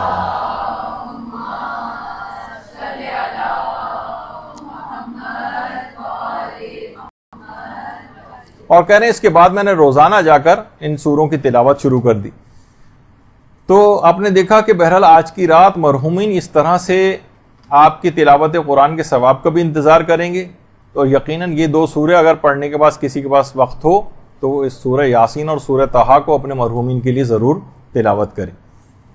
دیکھیے عبادات میں بہرحال محنت تو کرنی، آپ سوچ رہے ہوں گے کہ کتنے زیادہ تو یہ چیزیں آتی جا رہی ہیں، اس کا وقت اتنا کہاں ہوگا، اللہ انشاءاللہ برکت اس میں پیدا کرے گا، وقت بھی نکلے گا۔ تو یہی وجہ ہے کہ آیت اللہ تقی بہجت کہتے تھے کہ زمانہ غیبت میں جو عبادات کرنے کا ثواب ہے زمانہ ظہور سے زیادہ ہے، یعنی اس میں جو اگر آپ نے محنت کر لی تو اس کا ثواب زمانہ ظہور امام، یعنی جب امام ظہور کر جائیں گے اس وقت کی عبادت سے زیادہ ثواب آج کل کے دور میں عبادت کا ہے۔ اچھا، اس رات کے لیے پیغمبر تو کہہ ہی چکے ہیں کہ شب قدر میں کسی نے پوچھا پیغمبر سے کیا مانگے، تو آپ نے کہا تم صحت اور عافیت مانگو۔ صحت انسان کی نہیں ہوتی تو تمام عبادات کی انجام دہی سے بھی رہ جاتا ہے۔ تو علماء فرماتے ہیں خاص طور پر بیمار حضرات اس رات کو دعائے مشلول بیماری کے لیے ضرور پڑھیں، یا ان کے لواحقین یا ان کے جو گھر والے ہیں وہ اپنے بیماروں کے لیے دعائے مشلول، کہ اس میں اعظم اس کے اندر اس دعا کے اندر، اور یہ بہت مجرب ہے، تو بیماروں کے لیے علی الخصوص اگر کوئی دعائے مشلول پڑھے تو شب قدر کے اندر بہت فائدہ ہے۔ اچھا، ایک چیز اور بھی ہے، آج کل لوگ ایک چیز کی بہت زیادہ سوالات کرتے دیکھے جا رہے ہیں کہ دل کو ہمارے سکون نہیں ملتا ہے، دل سے جیسے سکون غائب ہو گیا، دل میں ہر وقت دھڑکے لگے رہتے ہیں، یعنی بظاہر لوگوں کے مالی حالات اچھے ہوئے لیکن سکون غارت ہو گیا ہے۔ تو حجت الاسلام صوفی وہ فرماتے ہیں کہ دل کے سکون اور آرام کے لیے، جس میں دل کی ظاہری بیماریاں بھی شامل ہیں، باطنی بیماریاں بھی شامل ہیں، اور سکون قلب کے لیے فرماتے ہیں اگر ہاتھ کو سینے پر رکھ کر انسان 3 مرتبہ کھڑے ہو کر اور 3 مرتبہ بیٹھ کر سورہ رات کی آیت نمبر 28 پڑھے، الذین آمنوا وتطمئن قلوبہم بذکر اللہ الا بذکر اللہ تطمئن القلوب، کہ اگر کوئی شخص اس آیت کو پڑھے کہ وہ لوگ جو ایمان لائے ہیں ان کے دلوں کو اللہ کے ذکر سے اطمینان ملتا ہے، اور آگاہ ہو جاؤ کہ اطمینان دلوں کو فقط اللہ کے ذکر سے ہی ملتا ہے۔ سورہ رات کی آیت نمبر 28 کو 3 مرتبہ سینے پر ہاتھ رکھ کر کھڑے ہو کر 3 مرتبہ اور 3 مرتبہ بیٹھ کر پڑھے تو جسم دل کی ظاہری اور باطنی بیماریوں کے لیے اور سکون قلب کے لیے بہت مجرب عمل ہے، یہ فرماتے ہیں۔ تو بیچ میں ذکر آ گیا، سوچا کہ لوگ بہت زیادہ آج کل پریشان ہیں کہ مالی حالات کے ٹھیک ہونے کے باوجود بھی۔ اچھا، اب ایک چیز اور علماء فرماتے ہیں کہ خاص طور پر نماز شب اس کو فراموش نہ کریں، جو اس کے پابند نہیں ہے نماز شب کو خاص طور پر نماز شب اس رات کو کوشش کریں کہ اس رات سے عہد کر لیں، جو شب قدر کا ایک بہت بڑا فائدہ آپ کو اٹھانا ہے نا کہ نماز شب روزانہ آپ پڑھیں گے، تو کوشش کریں ایک تو 11 رکعت والی نماز شب وہ شب قدر سے اس کا آغاز کر دیں، جو کہ بعد کی زندگی تک بھی اس کو جاری و ساری رکھیں۔ اچھا، اب مسئلہ ہے کہ باتیں ابھی پھر بہت تھیں، تقریباً میرے اعتبار آدھے گھنٹے کا تقریباً میرے لحاظ سے ابھی میٹر اور تھا کہ جو کہ کچھ اعمال اور بیان کرنا تھے، لیکن ظاہر شب قدر ایک ایسی عظیم اور بابرکت رات ہے کہ بہرحال اس کا جتنا بھی اس کا حق کبھی ادا ہو ہی نہیں سکتا ہے، تو کوشش یہ کریں کہ جتنے بھی اعمال بتائے گئے ہیں،